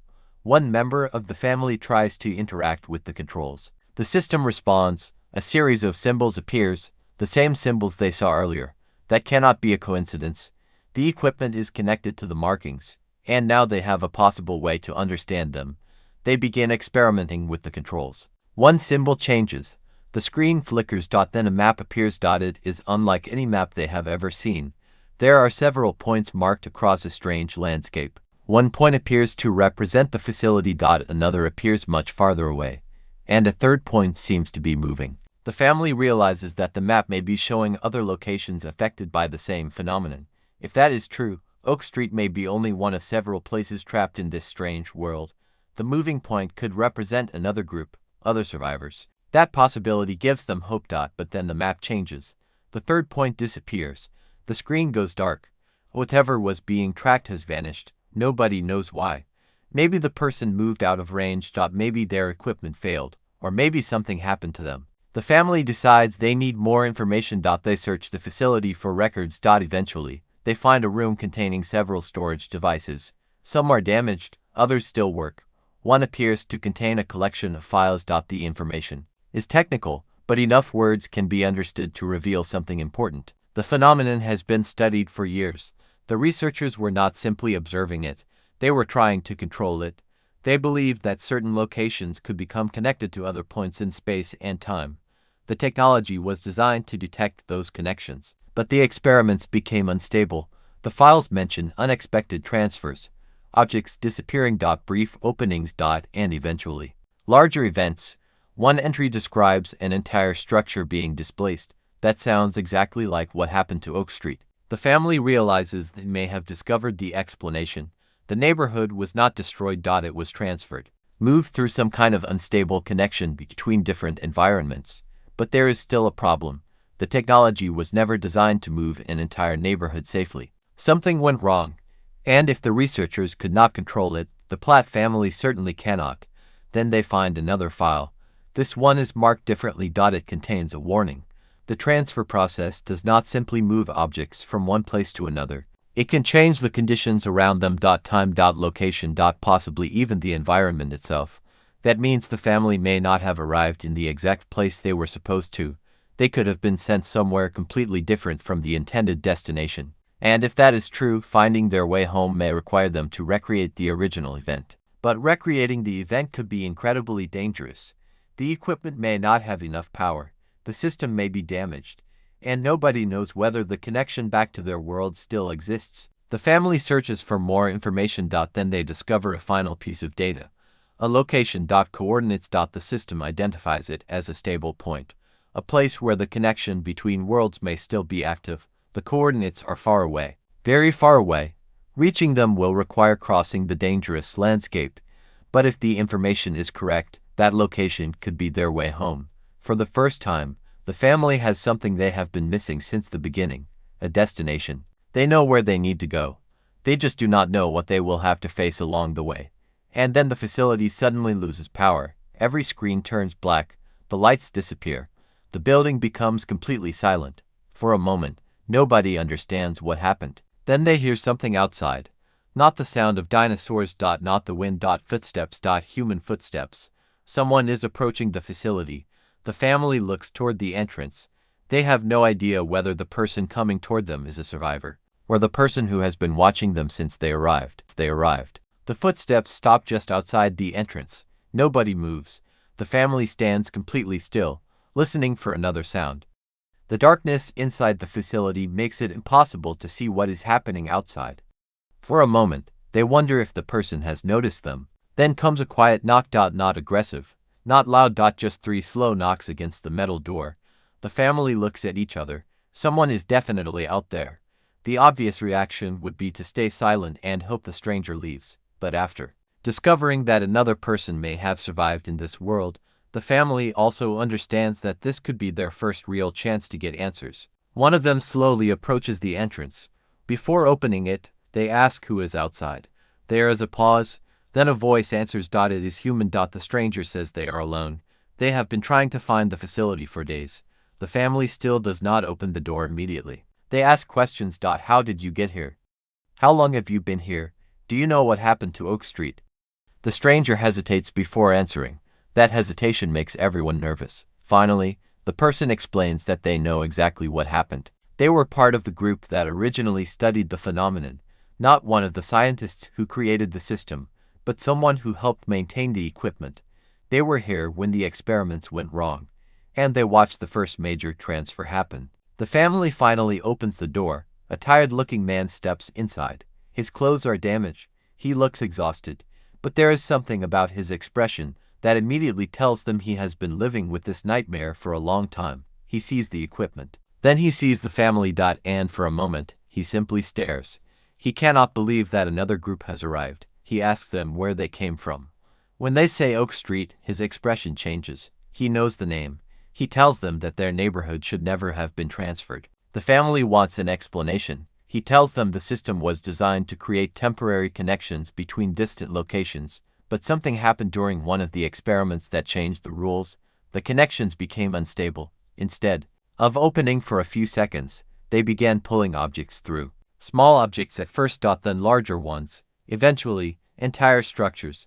The researchers tried to shut the system down, but by then, the phenomenon had become unpredictable. Some of the equipment was destroyed, others were abandoned, and the people working on the project began disappearing. Some were transferred, some were killed, some simply vanished. The stranger does not know where everyone went, but he knows one thing: the process is still happening. That information shocks the family. They had assumed that their arrival was a single event. Now they understand that the phenomenon may still be active, and that means they are not necessarily trapped here forever. But it also means another transfer could happen at any moment.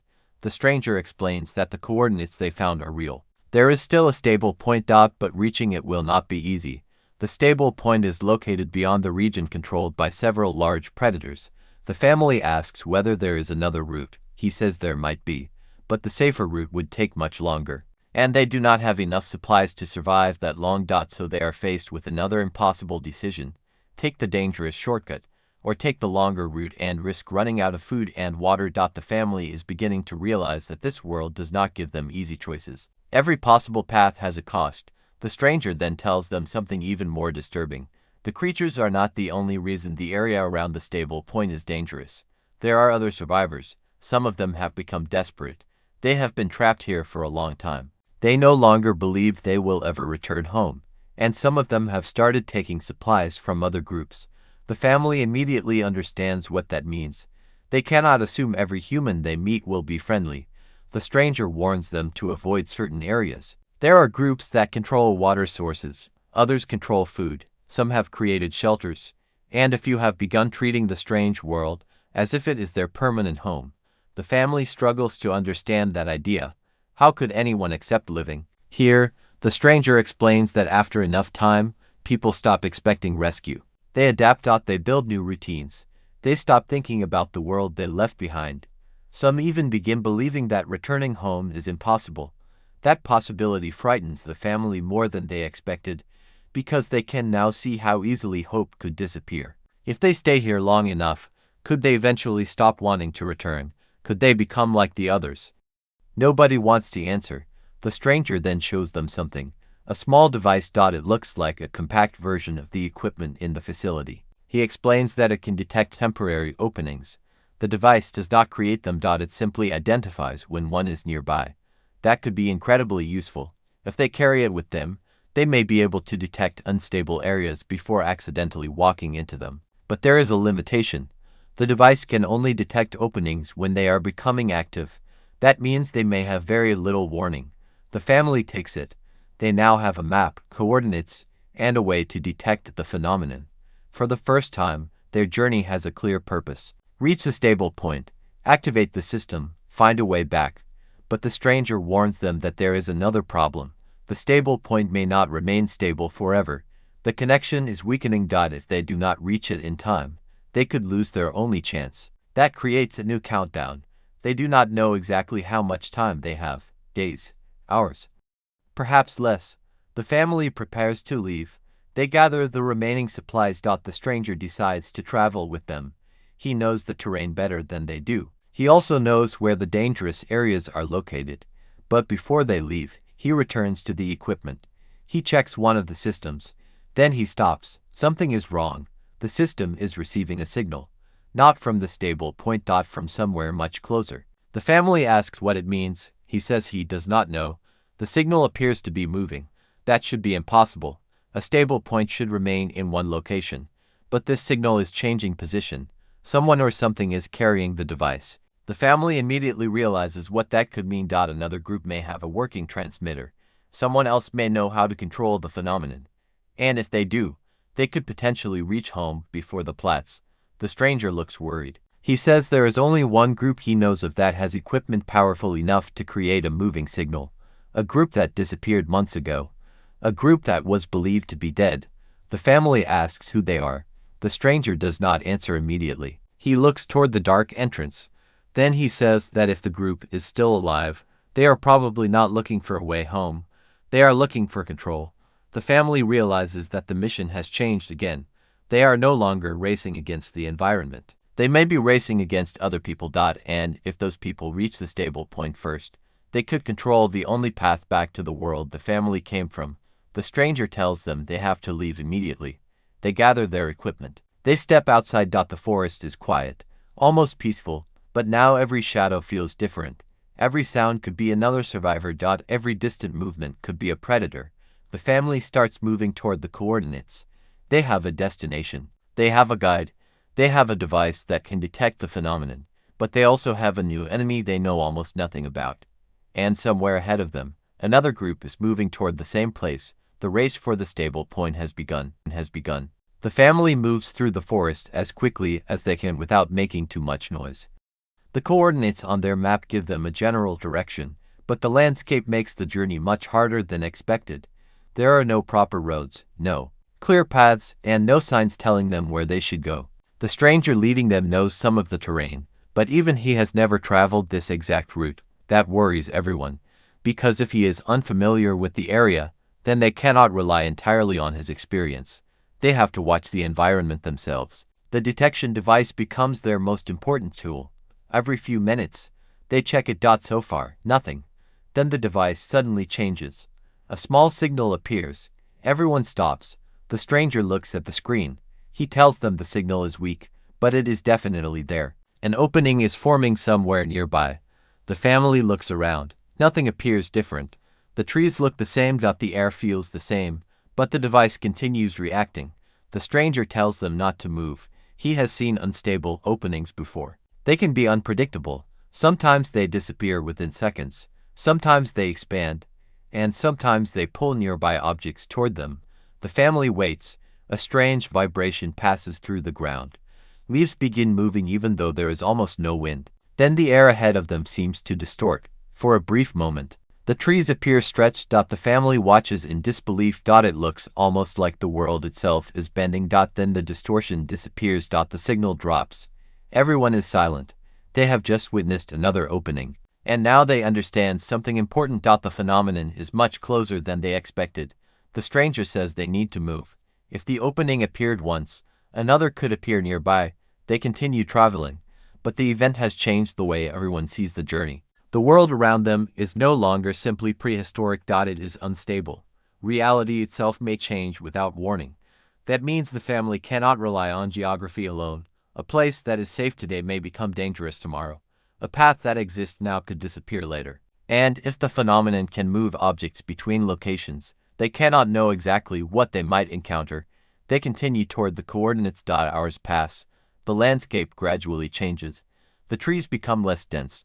The ground rises. From the top of a hill, they finally see something in the distance. Smoke. At first, they think it may be a natural fire. Then they notice several columns rising from the same area. Someone is there. The stranger immediately becomes cautious. He tells them that the location may belong to another survivor group. The family considers approaching. They need supplies. They need information. And if the group has equipment, they might know more about the stable point. But they cannot simply walk into an unknown camp. So they observe from a distance. There are structures. Several people, vehicles, and something else. Weapons. The group is organized. Much more organized than the Platt family. They have created a small settlement. The stranger recognizes some of the equipment. He says these people may have been here for a long time. The family watches as the group moves around the camp. Some people are gathering water. Others are working on equipment. There is a sense of routine. They have adapted to this world. But then the family notices something disturbing. The group has captured animals. Not just small creatures, large ones. They are keeping them inside reinforced barriers. The family does not understand why. The stranger does. He says they may be studying them. Or using them. That possibility makes the camp seem much more dangerous. The family decides not to approach. They move around it instead. But avoiding the camp costs them time. The coordinates are still far away. And the signal from the stable point is getting weaker. They have to keep moving. As evening approaches, the family finds a temporary shelter. They stop only long enough to rest. Nobody wants to stay overnight. The stranger checks the detection device. The signal is still there. But now another signal appears. This one is moving. The same mysterious signal they detected earlier. The family realizes the other group may be closer than they thought. They could be following the same route, or they could already know where the stable point is. The stranger says they have to move before dawn. The family agrees. They leave during the night. The journey becomes increasingly difficult. Without sunlight, every step is dangerous. But darkness also gives them protection. If another group is watching the area, they may not notice them. The family moves quietly.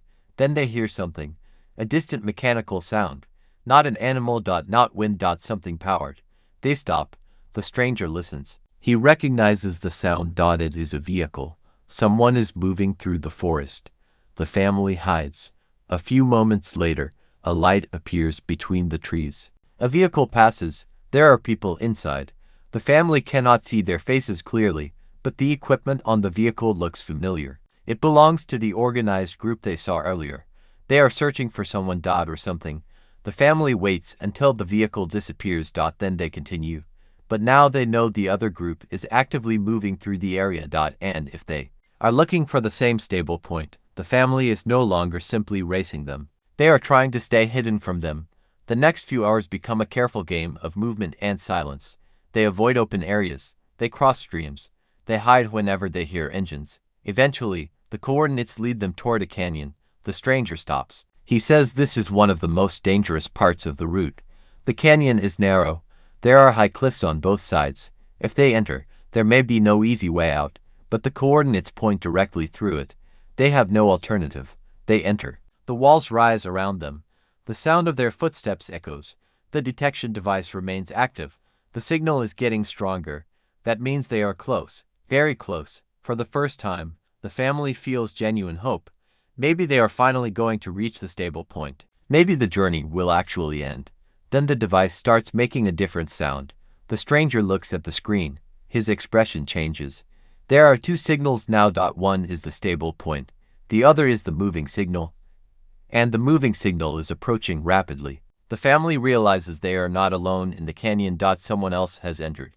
The sound of engines echoes between the cliffs. The other group has found them. The family looks for a way to hide. But the canyon offers very few places. The vehicle appears in the distance. The lights become brighter.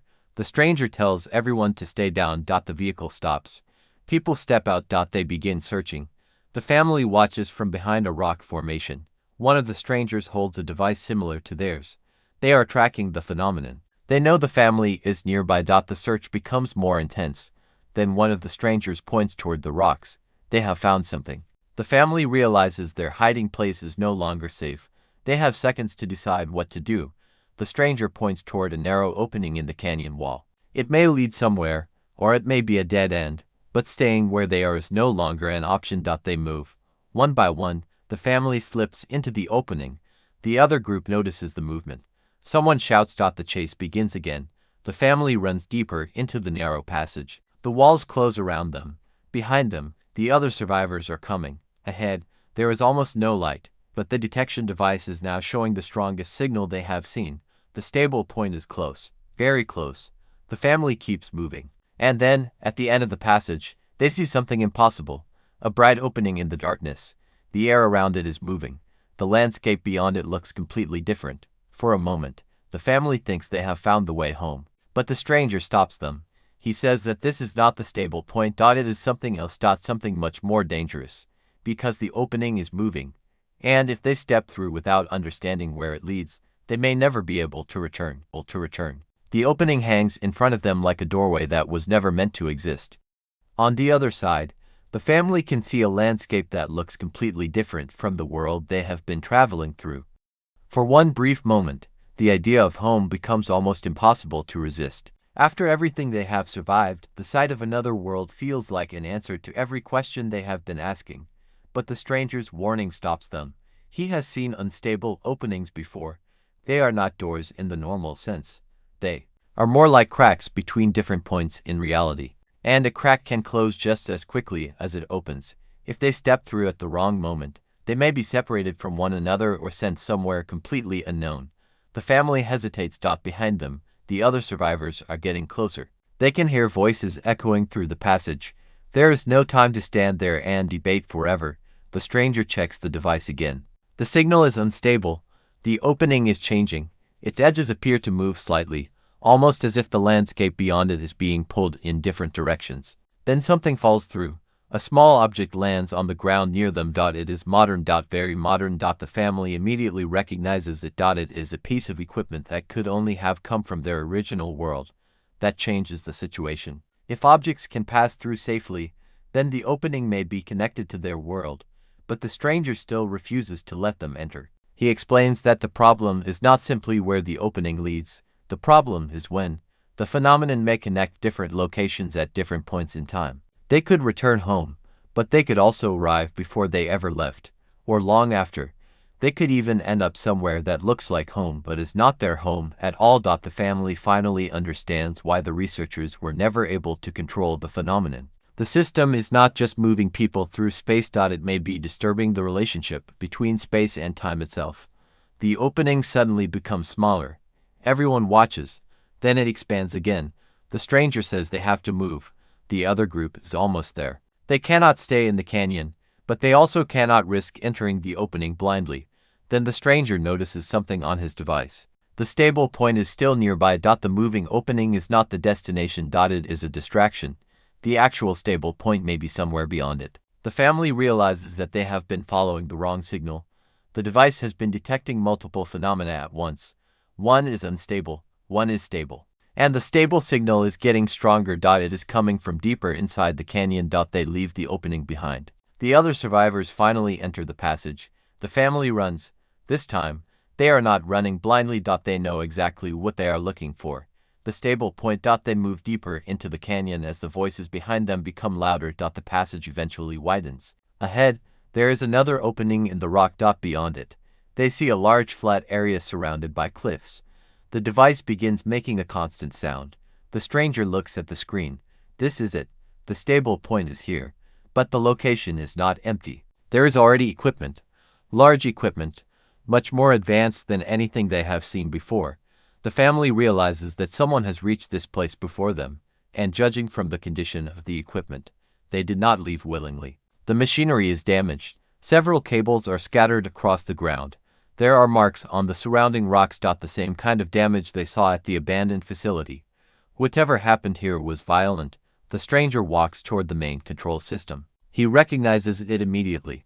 This is the original transfer equipment, the same technology that created the phenomenon. Except this version is much larger. It may be powerful enough to open a stable connection. For the first time, the family can see a real path home. But there is another problem. The system needs power, a lot of power, and the facility has almost none.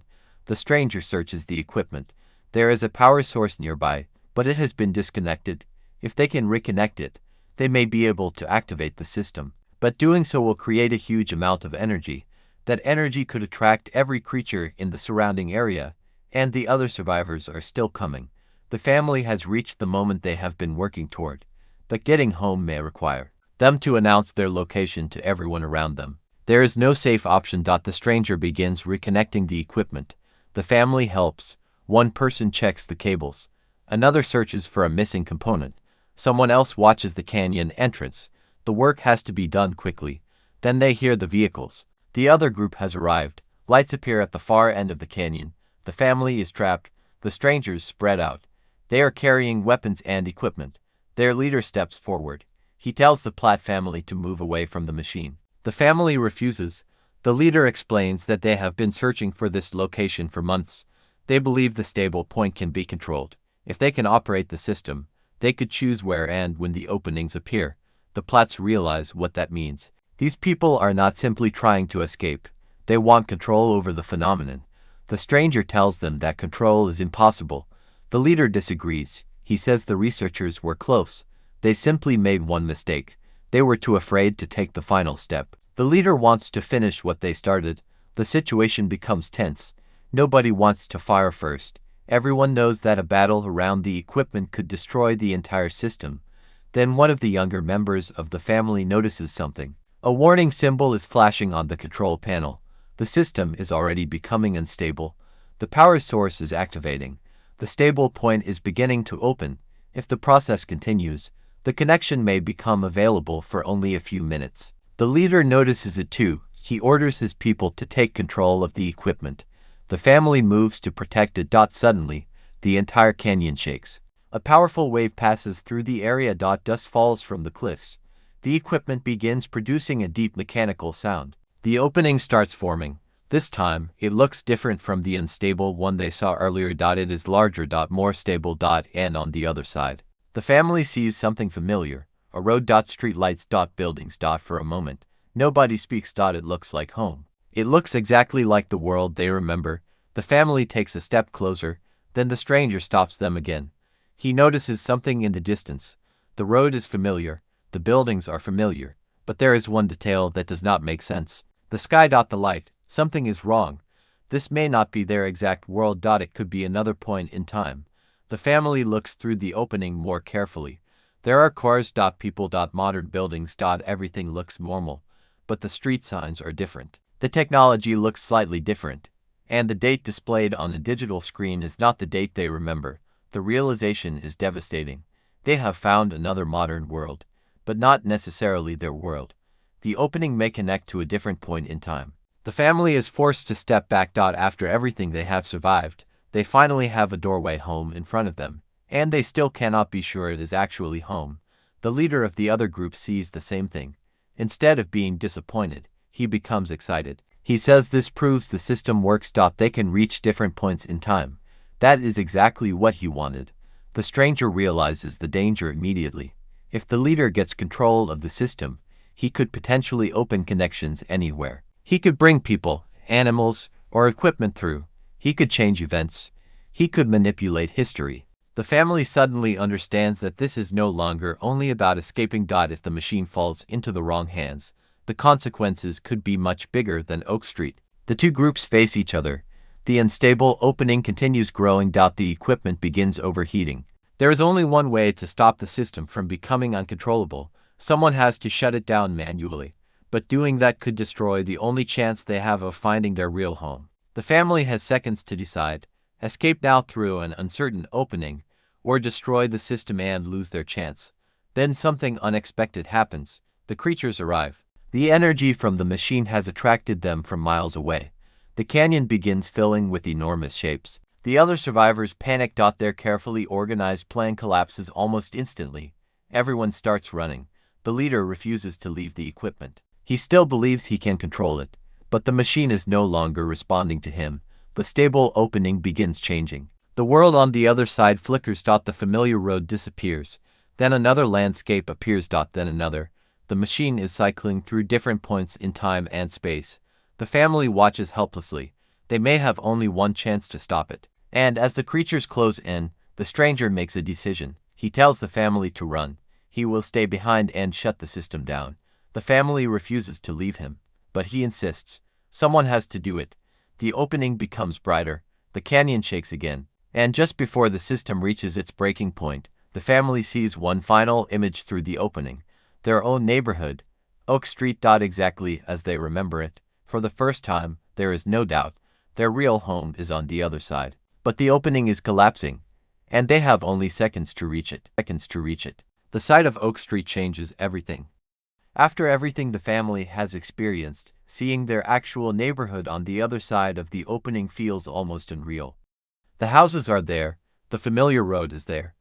Everything looks exactly the way it should. For a moment, nobody thinks about the danger. They simply want to go home. But the opening is already collapsing. The edges begin flickering, and the image of Oak Street disappears for a fraction of a second before returning. The family understands that this may be their final opportunity. The stranger is still near the control system, trying to keep the connection stable. The machinery is overheating, warning lights are flashing, the creatures are closing in, and the other survivors are scattered across the canyon. Everything is happening at once. The family starts moving toward the opening, but reaching it is not as simple as running in a straight line. The ground is shaking. Parts of the equipment are falling. The creatures are moving through the canyon. One of them crashes into a section of the machinery, sending sparks across the ground. The opening suddenly becomes smaller. Someone shouts for everyone to move faster. The family runs. One member reaches the edge of the opening. For a moment, they hesitate. There is still a chance that something could go wrong, but there is no time left. They step through. The sensation is unlike anything they have experienced before. There is no normal feeling of movement. It is more like the world around them disappears. Sound becomes distant. Light surrounds them. For a moment, they cannot tell which direction is up. Then everything suddenly returns. They are standing on a familiar street, Oak Street, their street. The family looks around in disbelief. The houses are still there. The road is still there. The trees are still there. But something feels different. The world is strangely quiet. There are no emergency vehicles. No crowds. No people running toward them. No sign that anyone knows what has happened. The family begins walking. They recognize everything. A house, a driveway, a mailbox, a tree they have seen countless times. But then they notice the first major difference. The neighborhood is not exactly as they left it. Some details have changed. A vehicle is parked in a driveway that was empty before. A house has a different color. A sign is missing. Small differences, but enough to make them question whether they truly returned to their original reality. The family checks the date. That is when the realization hits. They have returned, but not necessarily to the same moment they left. Time has shifted. The exact amount is unclear. It could be days. It could be weeks. Or something much more complicated. The family searches for information. They turn on a television. The news is playing. They listen carefully. There are reports about strange events, missing people, unexplained disappearances. But nothing seems to explain what happened to Oak Street. Then they hear something that makes everyone stop. The news mentions an unexplained incident connected to the neighborhood. Authorities have been investigating. People disappeared. The area was temporarily closed. The world has been searching for answers. The family realizes that they were not gone for only a few minutes. People noticed their disappearance. Their return may be just as mysterious as their disappearance. But there is another problem. Not everyone came back. The family looks around. The stranger is missing. So are some of the others. The opening did not bring everyone through. The family realizes that the connection may have separated people based on where they were standing when the system collapsed. Some could have been sent to different points. Some may still be trapped.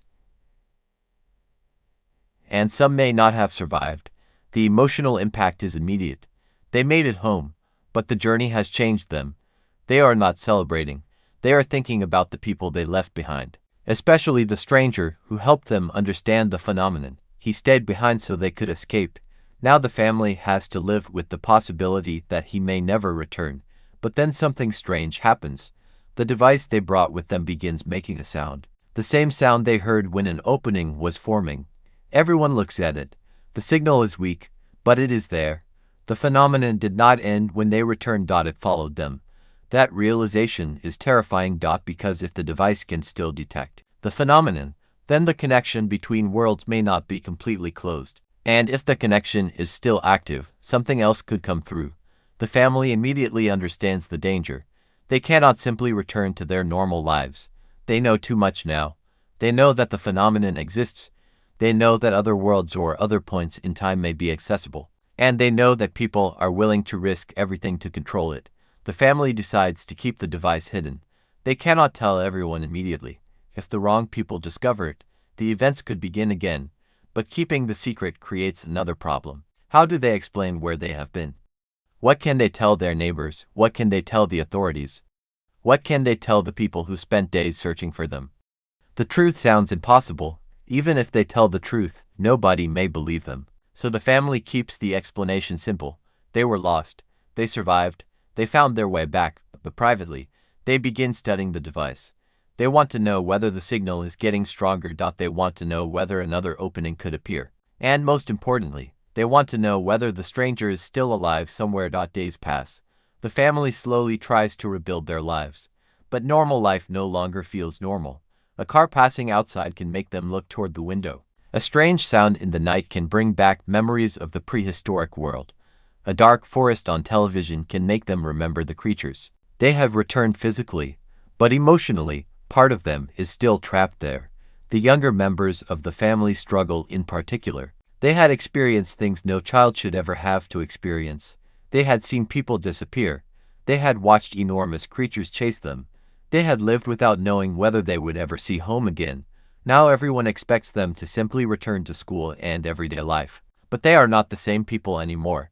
The parents understand that. They know that pretending nothing happened will not make the memories disappear. So the family begins talking about what they experienced. Not publicly, only with each other. They remember the people they met. The places they visited, the clues they found, and the stranger who helped them. Then one night, the device activates again. This time, the signal is stronger. Much stronger. The family gathers around it. The display shows a location. Not somewhere in the prehistoric world. Not somewhere far away. The coordinates point to Oak Street. Right there. The family looks outside. Everything appears normal, but the device says otherwise. Something is happening nearby. The family steps outside. The street is quiet. Then the lights flicker. A low vibration passes through the ground. The same feeling they experienced before the first transfer. The family realizes what is happening. Another opening is forming. Right on Oak Street. The event that changed their lives may be happening again. But this time, they are not helpless. They know what the phenomenon can do. They know the warning signs. And they know what happens when it is allowed to grow. The family rushes toward the location. A faint distortion begins appearing in the air. The road seems to bend. The trees blur. Then, through the distortion, they see something on the other side.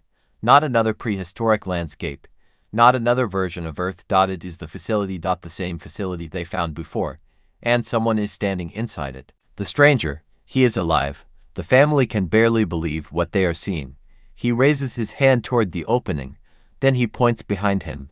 Something is moving in the facility. Something they cannot see clearly. The family realizes that he is not simply asking for help. He is warning them. The opening begins expanding. The family has a choice. They could close it and protect their world.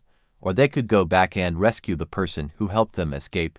But this time, the consequences could be even worse. Because whatever is inside that facility may have followed the stranger back to the other side. And if the family opens the connection completely, they could bring the prehistoric world straight into their own neighborhood.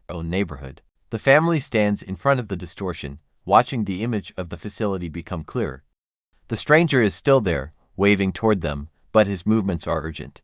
He is trying to tell them something. Then the image behind him moves. Something large passes through the room. The family immediately understands his warning. Whatever is inside the facility is not human. The opening continues to expand. The ground beneath them vibrates. For a moment, the family considers shutting everything down immediately. That would be the safest choice. Close the connection, destroy the device, forget the other world. Go back inside their homes and pretend this nightmare is finally over. But they cannot ignore the stranger. He saved them. Without him, they may never have found their way home. Leaving him behind feels impossible. So they make the decision. They are going back, not because they want another adventure, not because they believe they can control the phenomenon. They are going back because someone is trapped on the other side. The family prepares quickly. They know this time will be different. They are not entering an unknown world without a plan. They know what the creatures can do. They know how the openings behave. And they know that the connection may collapse without warning. One member of the family stays behind to monitor the equipment. The others approach the opening. The image of the facility becomes more stable. They step through. The transition is shorter this time. There is no long moment of confusion. 1 second they are standing on Oak Street. The next, they are back inside the abandoned facility. The air feels different immediately. The silence is heavier. The family looks around. The stranger is nowhere to be seen. They call his name. No answer. Then they hear a sound from deeper inside the building. A metallic impact. Something has moved. They follow the sound carefully. The facility is darker than before. Some of the equipment has been destroyed. Other systems are still running. The same symbols appear on the walls, but now they are glowing. The family realizes that the facility is becoming active again. The phenomenon is not simply connected to the equipment. The entire building may be part of the system.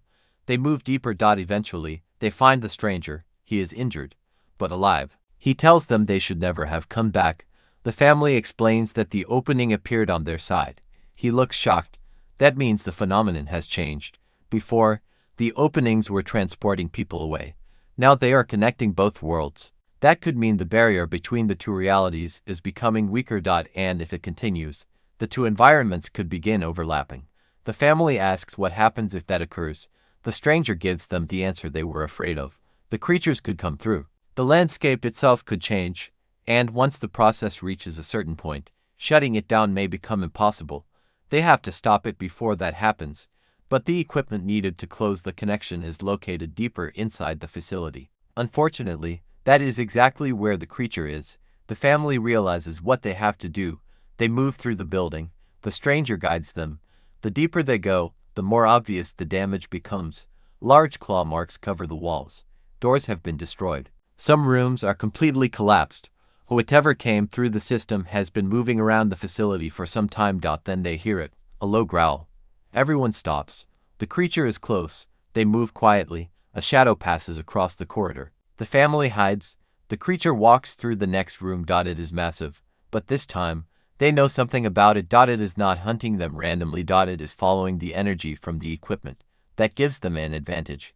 They can use the machine as a distraction. The stranger points toward another corridor. If they can activate a secondary system, they may be able to draw the creature away long enough to reach the main controls. They split up. One group stays with the stranger. The others move toward the secondary system. The plan works. A loud pulse comes from the machine. The creature turns. It moves toward the sound. The family runs in the opposite direction. They reach the main control room. The equipment is enormous. Far larger than anything they have seen before. The stranger explains that this is where the original researchers controlled the phenomenon. There is a shutdown sequence, but it requires manual activation. And once the sequence begins, the entire facility will become unstable.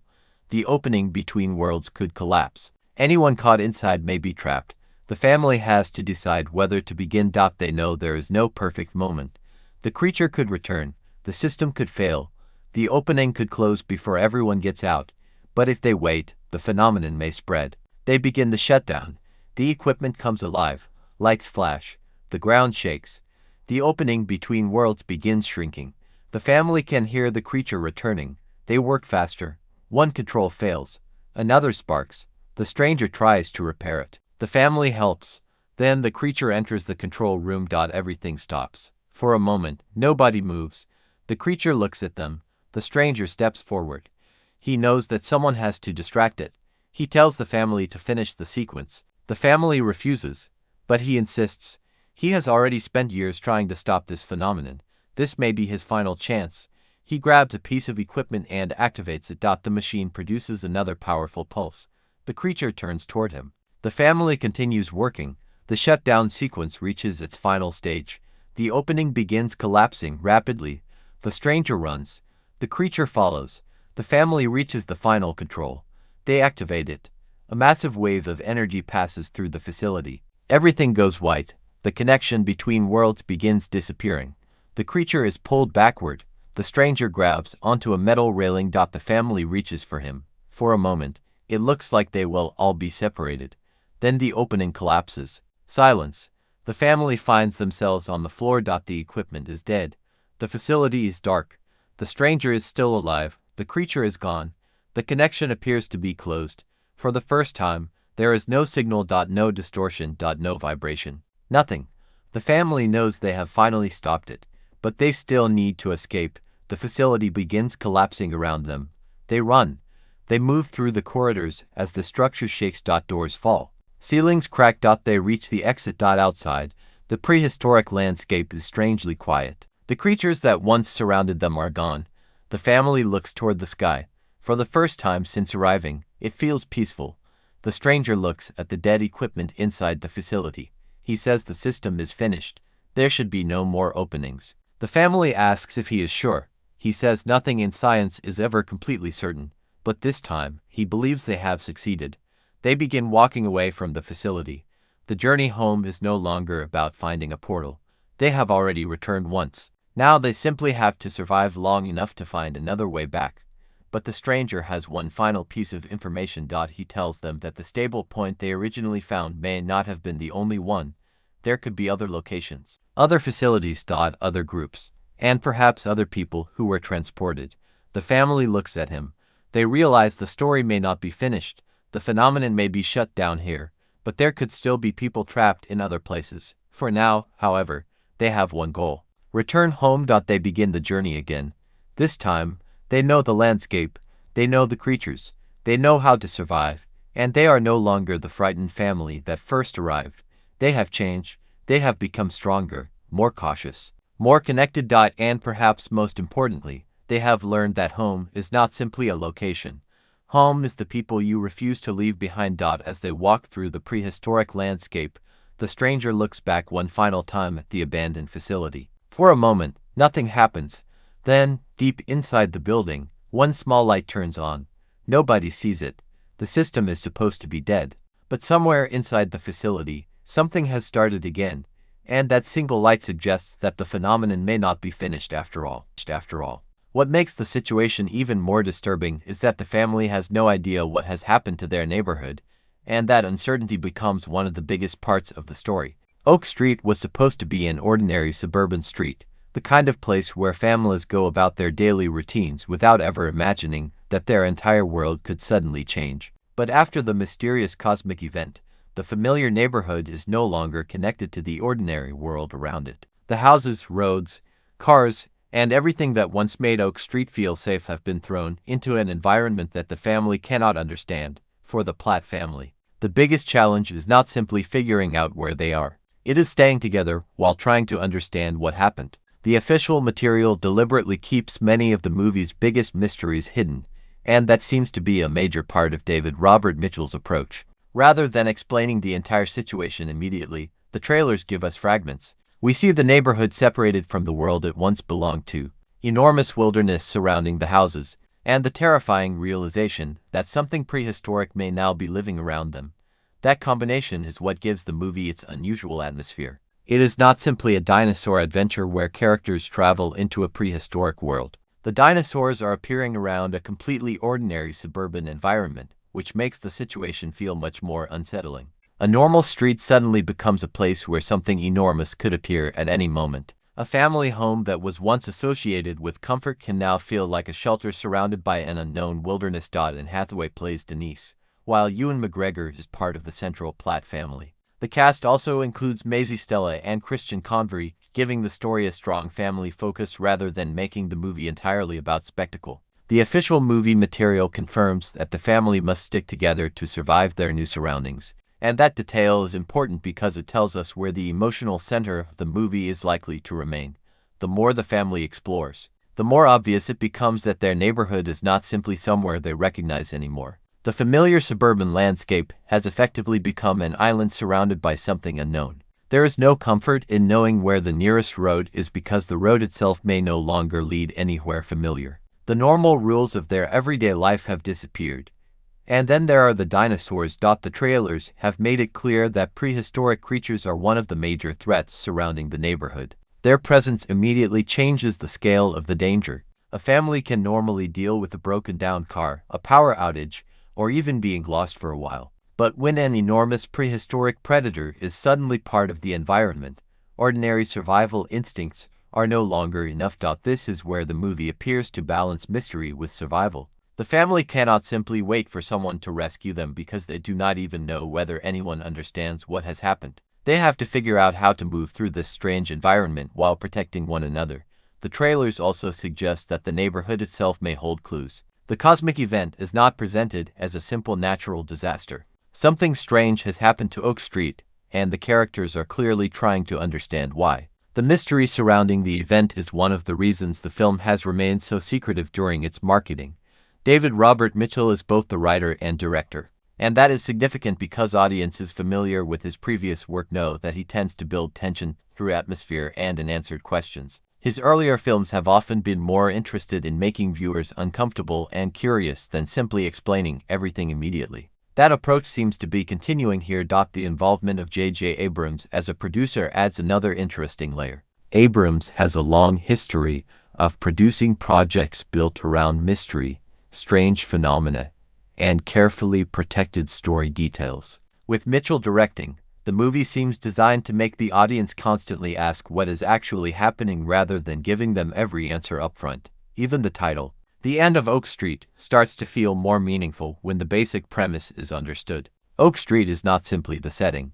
It is essentially the world the characters knew before everything changed. The idea of an ordinary street reaching its end suggests that the movie is about the destruction of normality itself, and that is why the family dynamic matters so much.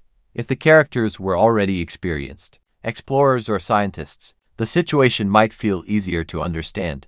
But these are ordinary people suddenly forced into an extraordinary survival situation. Their reactions are what make the premise relatable. They are confused, frightened, and trying to protect the people closest to them. The movie also appears to play with the contrast between the familiar and the impossible. You can look at a suburban house and immediately understand what it represents: safety, family, routine. But place that same house beside a prehistoric landscape, and suddenly the meaning changes. The house is no longer automatically safe. It becomes a small piece of civilization surrounded by an environment that does not belong there. That contrast could be one of the movie's strongest visual ideas. The official trailer gives audiences only glimpses of the larger mystery, but those glimpses are enough to establish the scale of the situation. We see the neighborhood transformed, we see the enormous wilderness surrounding it, and we see the family trying to comprehend what has happened. The trailers also make it clear that the movie is not hiding the dinosaur element. The creatures are real threats within the story, but they may not be the only mystery waiting for the family. That is what makes the upcoming release especially interesting. The audience already knows the basic premise, but there is still a huge amount that has not been revealed. Where exactly has Oak Street been transported? Why did the cosmic event happen? Is there a way back? And perhaps most importantly, what does the family discover once they begin moving beyond the familiar streets of their neighborhood? Those questions are being kept deliberately vague. The official marketing describes the destination simply as someplace unknown, and that wording tells us a lot about how the movie wants to be experienced. The filmmakers do not want the entire mystery explained before audiences enter the theater. They want the audience to discover the new environment alongside the Platt family. The release is now extremely close, with The End of Oak Street scheduled to arrive in U.S. theaters and IMAX on August 14, 2026, while international releases begin from August 12. The film is being distributed by Warner Bros. Pictures and is positioned as a major theatrical science fiction mystery with a strong survival element. And perhaps the most interesting thing about the movie is that, despite all the dinosaurs, cosmic events, and impossible circumstances, the heart of the story still appears to be very simple. A family has lost the world they understood. Now they have to find a way to survive in a world they do not understand. The question is whether staying together will be enough, because Oak Street may have started as an ordinary suburban neighborhood. But after the cosmic event, nothing about it is ordinary anymore. And the further the Platt family moves into their new surroundings, the more they are likely to discover that the biggest mystery is not simply where they have gone. It is why they were taken there in the first place.